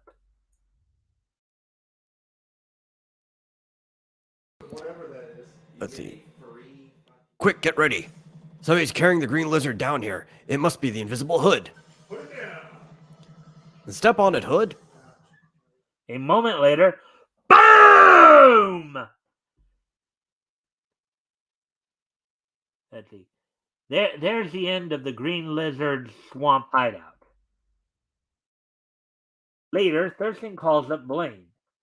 Blaine, I'm happy to report that the Green Lizard's gang is no more, and he's on his way to police headquarters. Say, that's great news, Kent. By the way, I've got a new case for you. My servant Winters has disappeared. You've got to find him. I'll solve that one right now. Winters was really the Green Lizard. So long, Blaine. And they end it, and they end the story right there. They don't even go into any more detail than that. Explain to him, how it all happened.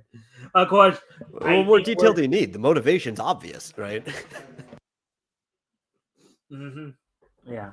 Another exciting episode of Invisible Hood appears in the December issue of Smash Comics. So I think it's cover date December. Yeah, but like if we were in a modern comic, right, they'd spend the next couple pages going on how Winter's entire early adult life was horrible under Kent, and this is why he did blah blah blah. But now it's just like, no, dude. I mean, he worked for the guy. He wanted his money. Easy motivation. And then let's see, what page are we? Now this is the last story of this book, and I'll just kind of breeze through the rest of the book real quick, just so we can take a look at the rest. That was the Captain Cook book. Yeah, here's another sports trait. Here's another featurette. Yeah. Tammy Baugh, who was of course well-known quarterback back in the 30s and 40s. Hugh Hazard and his robot. Archie O'Toole. This is a Abdul the Arab, and look, they had it. Look at how they colored his name right there. Yeah. kind of with the Cheat Carter, Ace Reporter, Philpott. Oh, I love the imagery in Abdul the Arab, though. Like all the horses across the dunes, and the line detail is actually pretty good. And that's one of the cool things about a lot of these more anthology-based things is that you can get a bunch of different styles within one book. Right. Let's see, Flash Fulton here, Cloudburst, Just Laugh It Off, John Law Detective. Again, I know that we're getting close to an hour and a half. I want to still get to the clock feature too. That one won't be too long either. But oh wow, we're at hour 35. It looks like I'll have to hurry. Then we'll probably go just slightly over 2 hours because I still do the history segment as well. Wings Wendell, but sometimes I like to breeze through those anyways, just so we can. All right, so there we go. Those are the. So how did you like that story?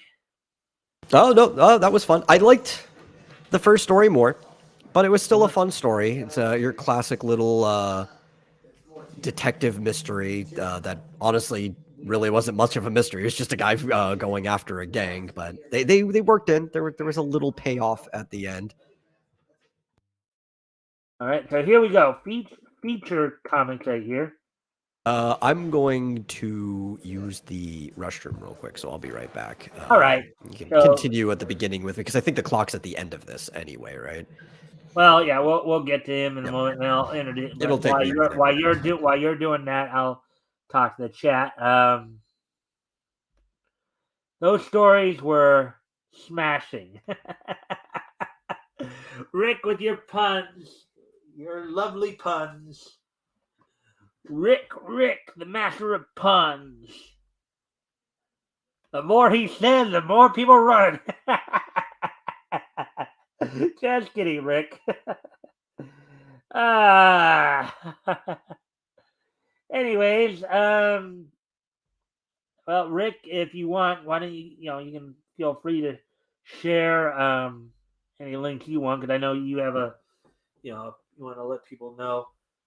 Hope everybody's enjoying the content. But of course, we're gonna probably flash through some of this. We'll probably the only thing we'll read from feature here will probably be the clock story, and then we'll wrap things up tonight. With this day in each history, and then we'll probably finish up here. So,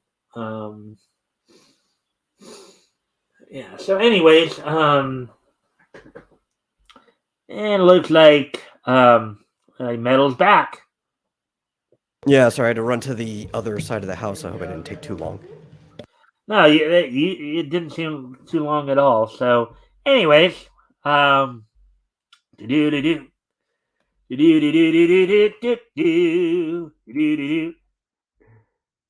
see.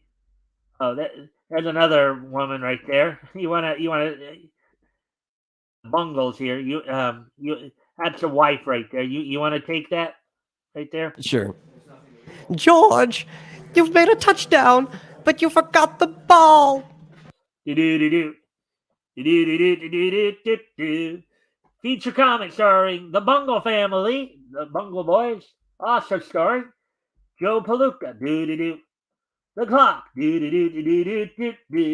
La La Palooza. Charlie Chan.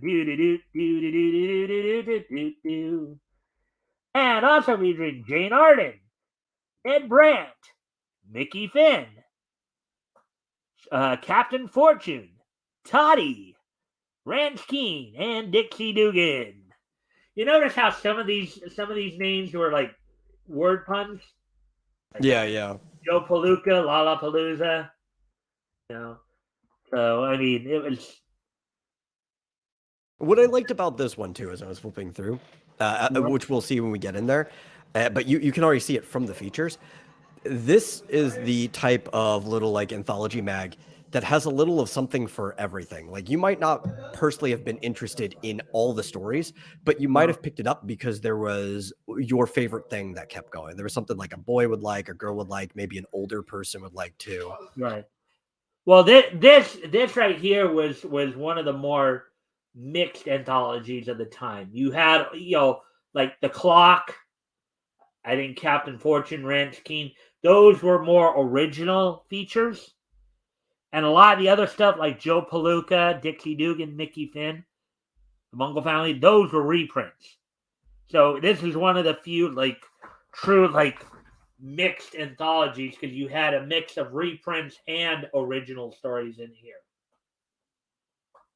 You may not have known that, but No, I didn't know too much about this, but like it was what I could read. As you can see, some of these scans really aren't that good. yeah, I this was is enjoying the variety. Good thing we're only going to be reading one story. So there's Joe Palooka right there. And I do like how Joe Palooka, the way it's kind of set up, right, is like it's a photo album. It's a bunch of memories. So you have like the album at the top, which is like, oh, here's my 2 family members. But then like the actual, almost like a full newspaper page print story is almost like a little memory that the guy had. Like, oh, this is what I did last Thursday 3 years ago. Yeah. Here's Off the Record. Of course, Gene Arden and Lena Pry. Well, I guess now they just doing. I guess they got rid of the Lena Pry feature. I guess and just focused on Jane Arden. It also they used to do it like Jane Arden and Lena Pry. Like Jane Arden would usually be at the top, and Lena Pry would be at the bottom. One thing I was thinking about this too is how disposable comics were, right? Because comics, being like a 10-cent comic, you're not really 10 cents was a lot more back then, but still, like if you scaled it up to like 10 cents then would be maybe just over $2 now, but even before inflation was like $1.75 for most of the tens. It's disposable because these Jade Arden has the paper doll wardrobe section, right? Yeah. And it's specifically on one side of the page, so if they printed it back to back, it wouldn't be on the other side, and they don't really care that the comic's there. You could go and you could cut it out and you can make a paper doll out of her different wardrobes. Right. Yeah. And then here's Captain Fortune right here, Big Top, Mickey Finn. Now, here's the interesting thing about Mickey Finn too. You know in terms of slang what a Mickey Finn is. I've heard it, not off the top of my head. Okay, a Mickey Finn is basically the term they use for when you're trying to spike somebody's drink. Oh, like slipping a Mickey. Okay, no, I know that part. I didn't know the fin was attached to it. Yeah. Yeah, that's usually as a slang term. That's usually what it's implied. Ned Brand. Yeah, I think later on they just dropped the fin part and they just started like I slipped a Mickey or something. Rube Goldberg. Here's the clock feeder. Now this one actually looked pretty as compared to the stuff we were just reading. This scan looked. Yeah, this was legible. Yeah. So, The Clock Strikes, a complete story by Georgie Brenner. Calling all cars, be on the lookout for the clock. He has committed another robbery and murder. Proceed with caution. Gosh, Joe. Oh, you want to do that? I could. Gosh, Joe. I thought the clock was above this stuff, but I guess they all fall sooner or later. And you want to do the other guy too, since I did it first? Yeah, this is the 3rd killing in 2 weeks, and he has the nerve to leave his card on each victim. Now,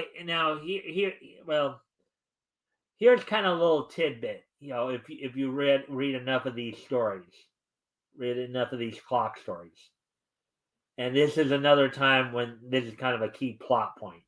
You know, where he's known. You know, when he solves cases, he's known for leaving his calling card. And there have been a number of stories over the years where that's gotten him in trouble because criminals figure it out. Yeah, they could just either take old calling cards that were left or make copies of the calling card, and they could just frame him for stuff.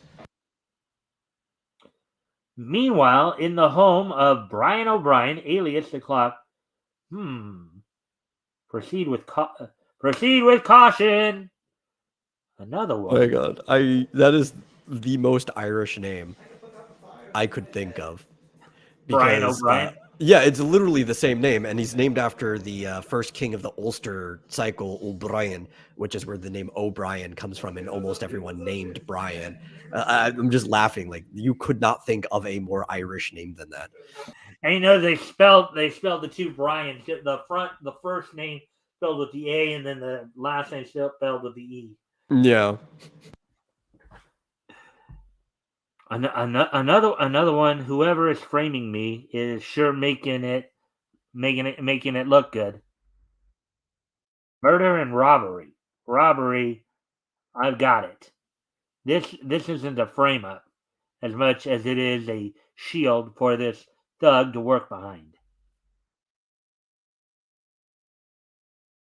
He came to that conclusion already. Well, I mean, I think by this point too, he's kind of used to the city. He kind of like he's got a layout that he can like puzzle through. Like, what's going on? What's going on? I know the inner workings of everything. Oh, and I don't know if you. Well, you may not know that because I don't know if you know RJ or not. I don't.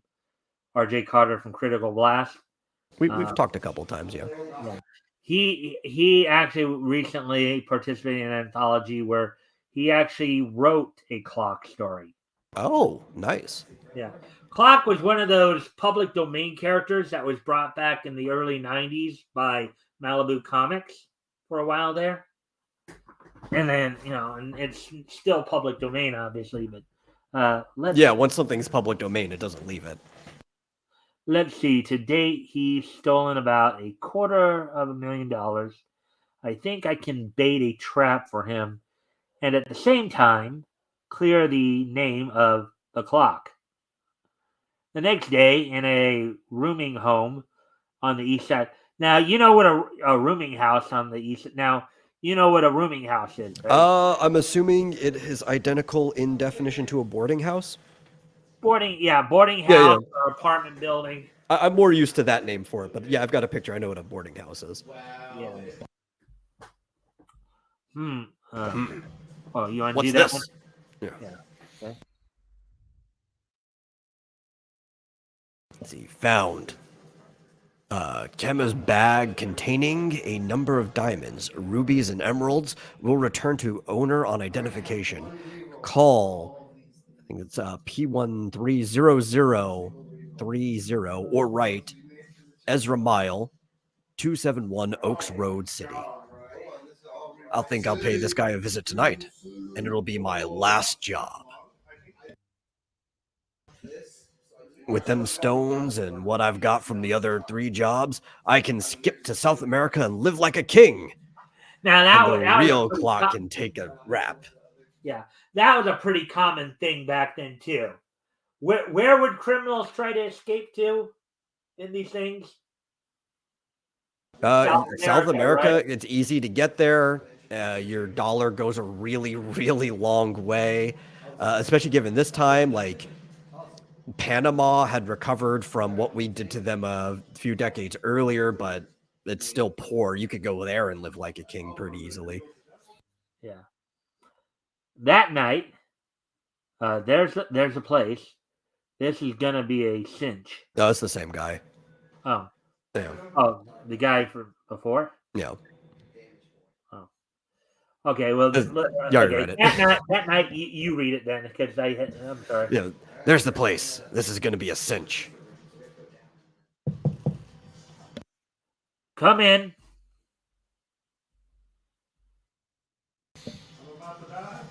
I came to identify the jewels you found. Yes. They was... What the clock? Halt!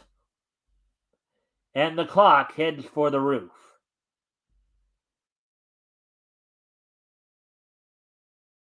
Here goes. It's my only chance to get away. Oh, what's this fool doing? Is he about to jump off the roof? I think he's trying to skip from one roof to another. Which was, again, another common thing back in those days. Oh, yeah. Which you can only really do in a city that dense, too. Yeah. Well, because the buildings are close enough to where you could, but you still need a bit of a running start. Running jump, yeah. The imposter lands safely on the next roof, and the clock follows.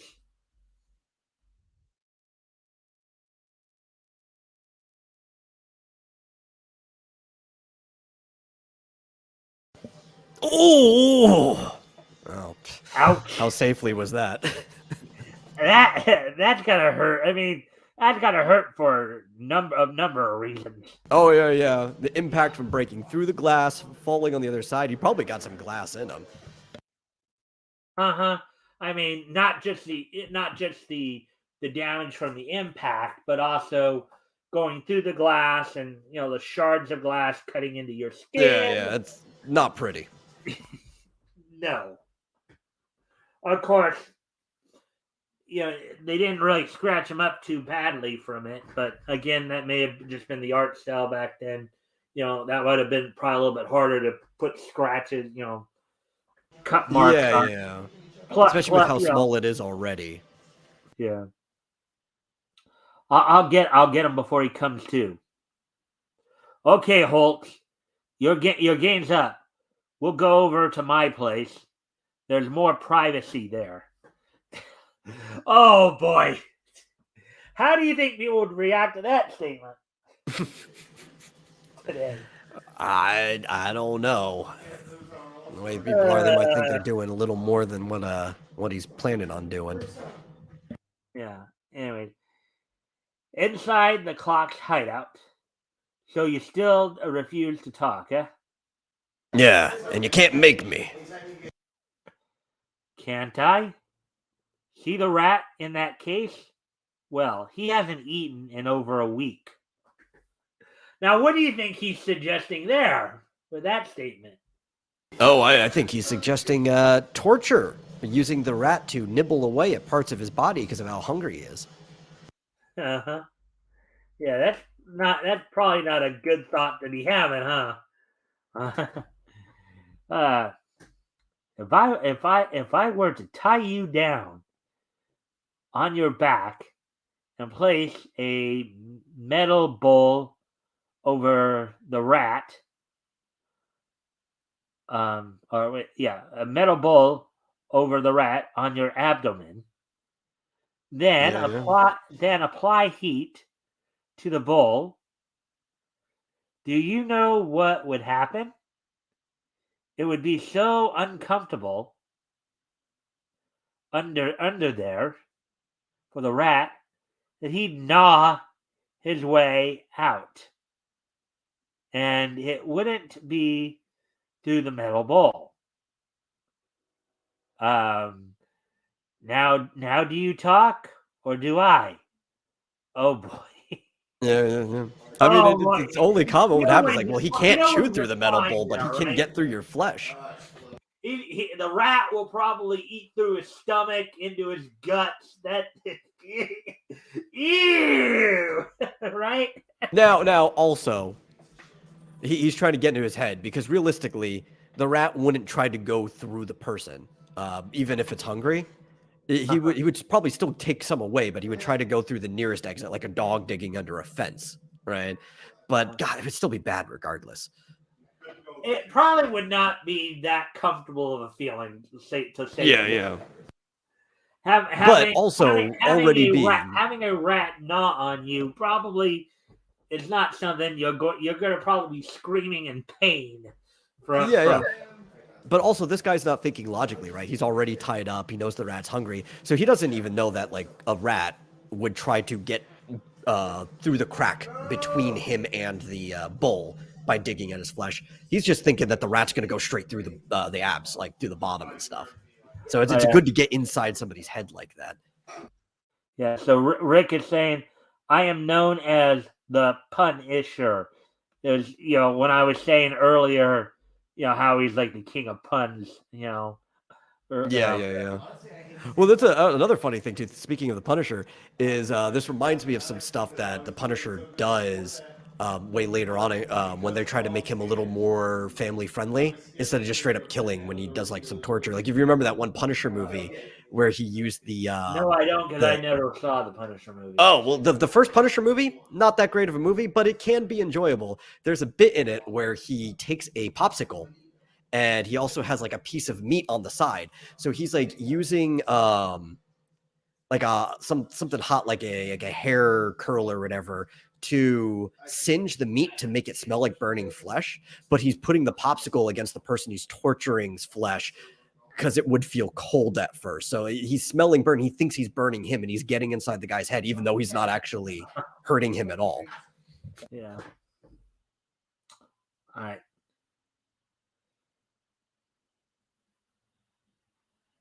Yeah. Yes. Yes. I'll talk. Yes, I did it. Save it, Holtz. Unconsciously, Holtz is attracted by the hypnotic stare of the clock's piercing eyes. Holtz, you're going to police headquarters and confess to these crimes. You're going to clear the name of the clock. Yes.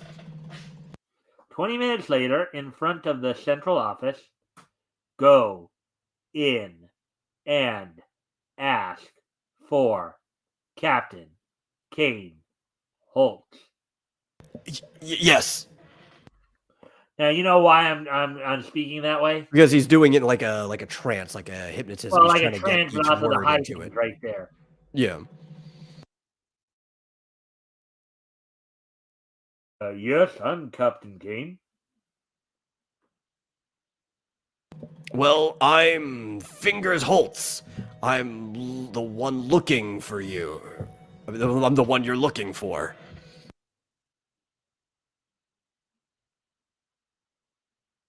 I committed the murders and robberies and left the clock's card so he'd be blamed. You? What's that around your neck? Captain Holtz is under the influence of hypnotism. Captain Holtz is under the influence of hypnotism. But what he tells you is the truth. The clock strikes. I'm Fingers Holtz. I'm the one. I'm Fingers. Shut up that repeating. Kelly, come in, take this guy away before he drives me crazy. He's such in a trance. He just continues. He's like a living A record skip, just going back. Yeah. Yeah, I mean, now I have a feeling. I know Rick is in the chat. My guess is Rick is at this point about ready to say, yeah, they're just going to take him at his word for this.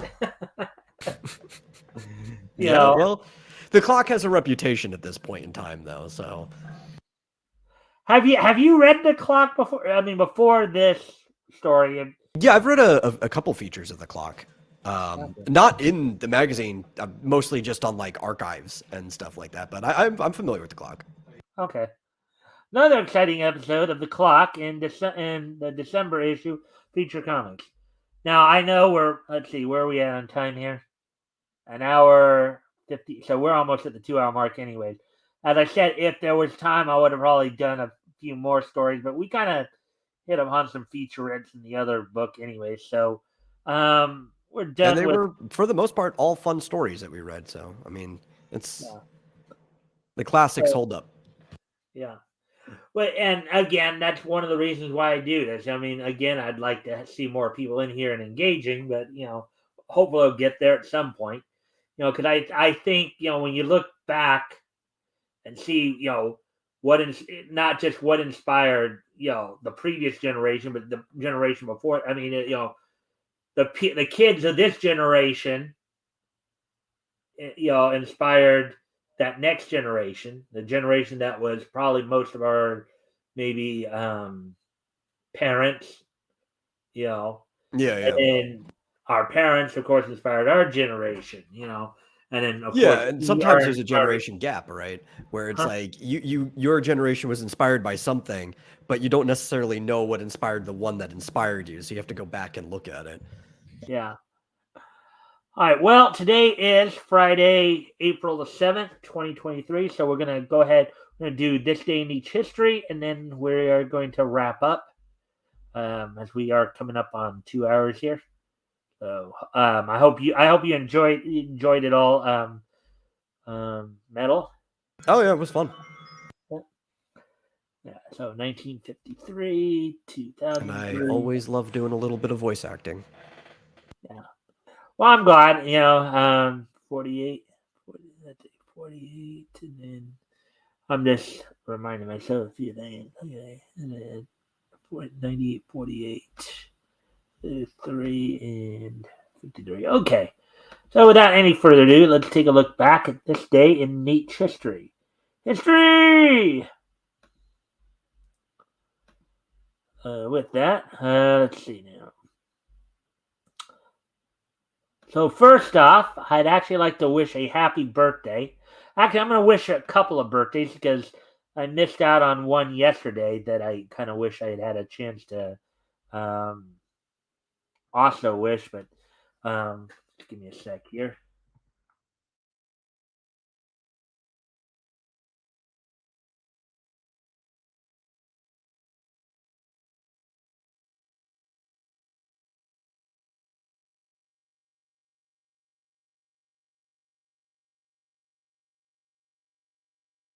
All right. So, anyways,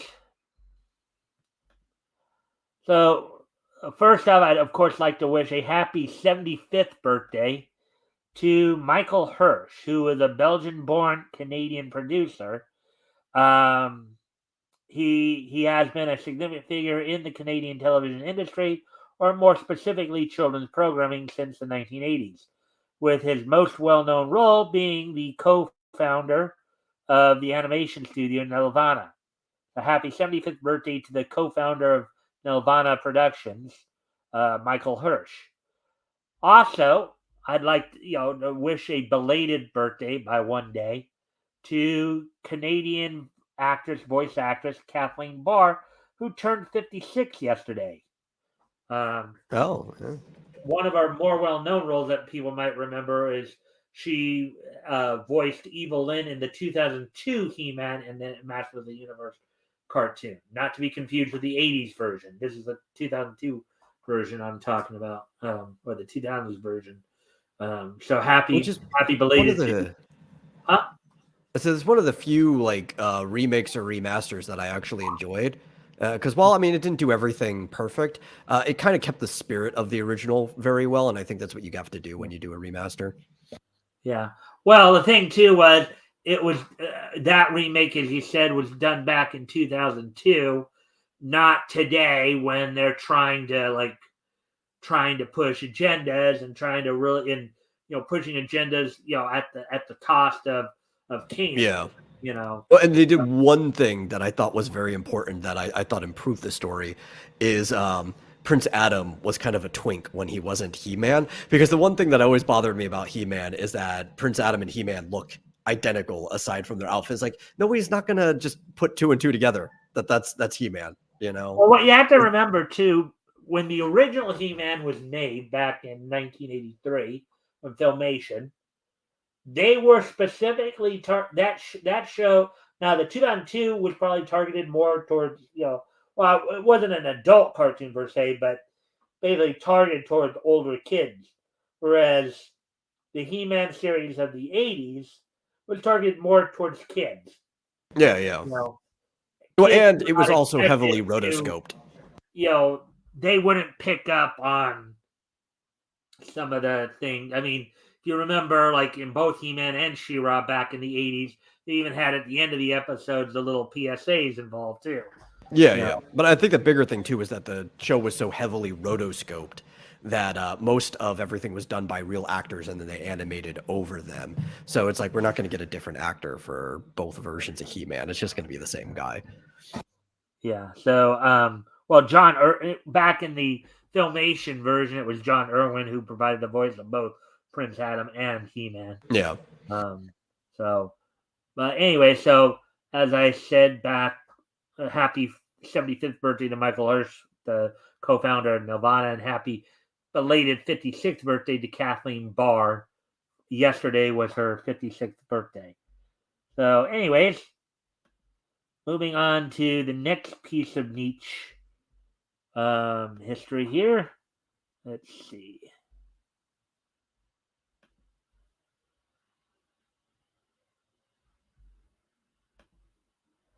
On this date back in 1953, which was 70 years ago today, this date back in 1953, 70 years ago today, the first issue of Lucy, the Real Gone Gal, went on sale on this date back in 1953 from St. John Publishing for 10 cents, 32.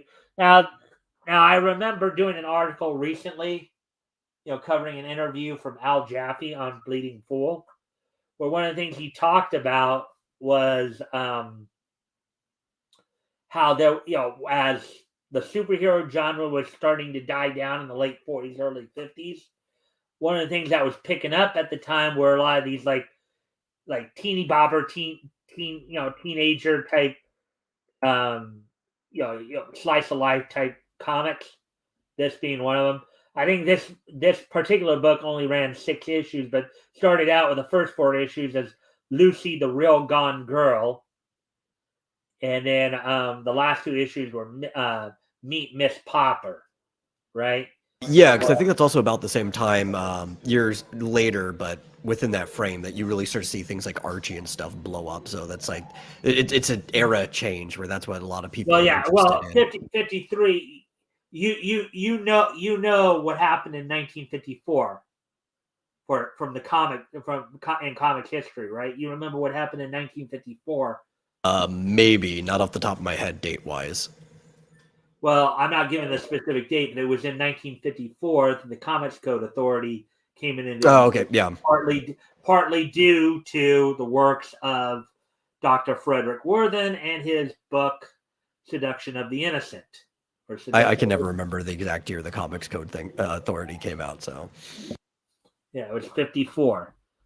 But basically though, Archie was another example of that where, again, a lot of those more teen slice of life comedic, stuff really was, superheroes is kind of following me. There's kind of a point where you could start to seeing the transition from Golden Age to Silver Age, because if you know anything about DC's history, right?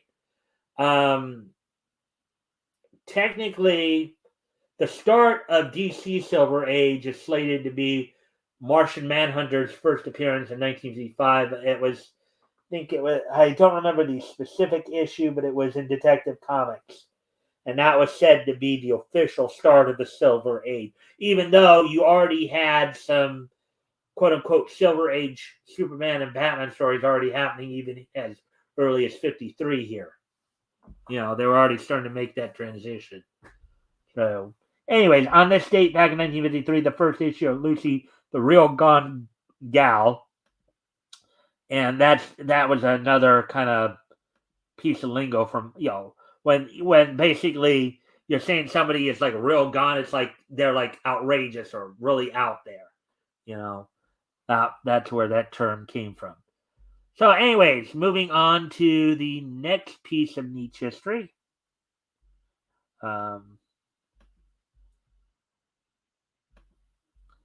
And on this date in 1998, 25 years ago today. This date 25 years ago today. Madhouse's Cardcaptor Sakura premiered in Japan on this date back in 1998, 25 years ago today.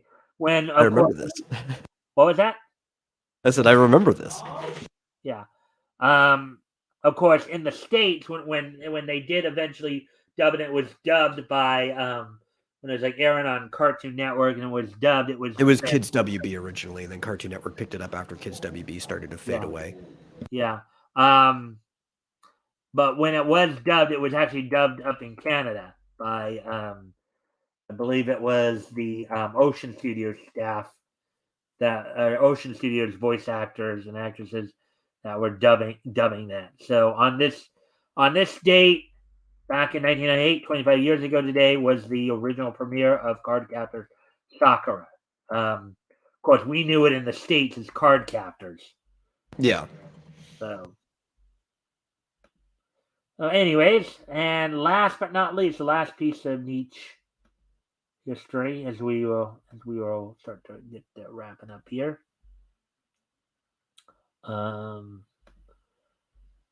On this date, 20 years ago today, the WWE held its Monday Night Raw event from the Bradley Center in Milwaukee, Wisconsin. The main event saw Booker T team with Shawn Michaels to defeat Chris Jericho and Triple H with Ric Flair in their corner. You also had on the card Goldust defeat Steven Richards. You had the Dudley Boys defeat Kane in a 2-on-1 handicap match. And to start off the night, you had Trish Stratus defending and retaining the WWE Women's Championship over Jazz. Jazz, whose real name, of course, is Carlene Bogard. She's actually a producer with the NWA right now. So, little, producer, agent, whatever you want to call them. So there we go, everybody. I hope everybody enjoyed the show tonight. We kind of went a little beyond 2 hours, but that's good. We still got some good stories in. How did you like your first taste of co-hosting there, Metal? No, it was fun. Like I said, I always enjoy voice acting, and it's always good to go back and reread, or even in some of these cases, first time reading some classics, because there's a reason why they were popular in the first place. Yeah. And if, of course, we can get you experiences, and if you can share your experiences to your audience as well, that would help too. So if you can stick around for a couple minutes after the show for post-show wrap-up, that'd be appreciated, because we, see if you can come back. So anyways, with that, everybody, I thank everybody for being here. And we will be back here on Sunday for our panel show, the weekend edition. And with that, I shall see you all on. Oh, and next week, of course, Rick Piper will be joining me, and we'll be starting our October 1939 coverage. We'll be looking at DC, including Detective Comics issue 33, in which we'll be looking at the Batman story that gives us the flashback to his origin. So with that, everybody, I thank everybody for being here, and I will talk to you all on Sunday. Bye.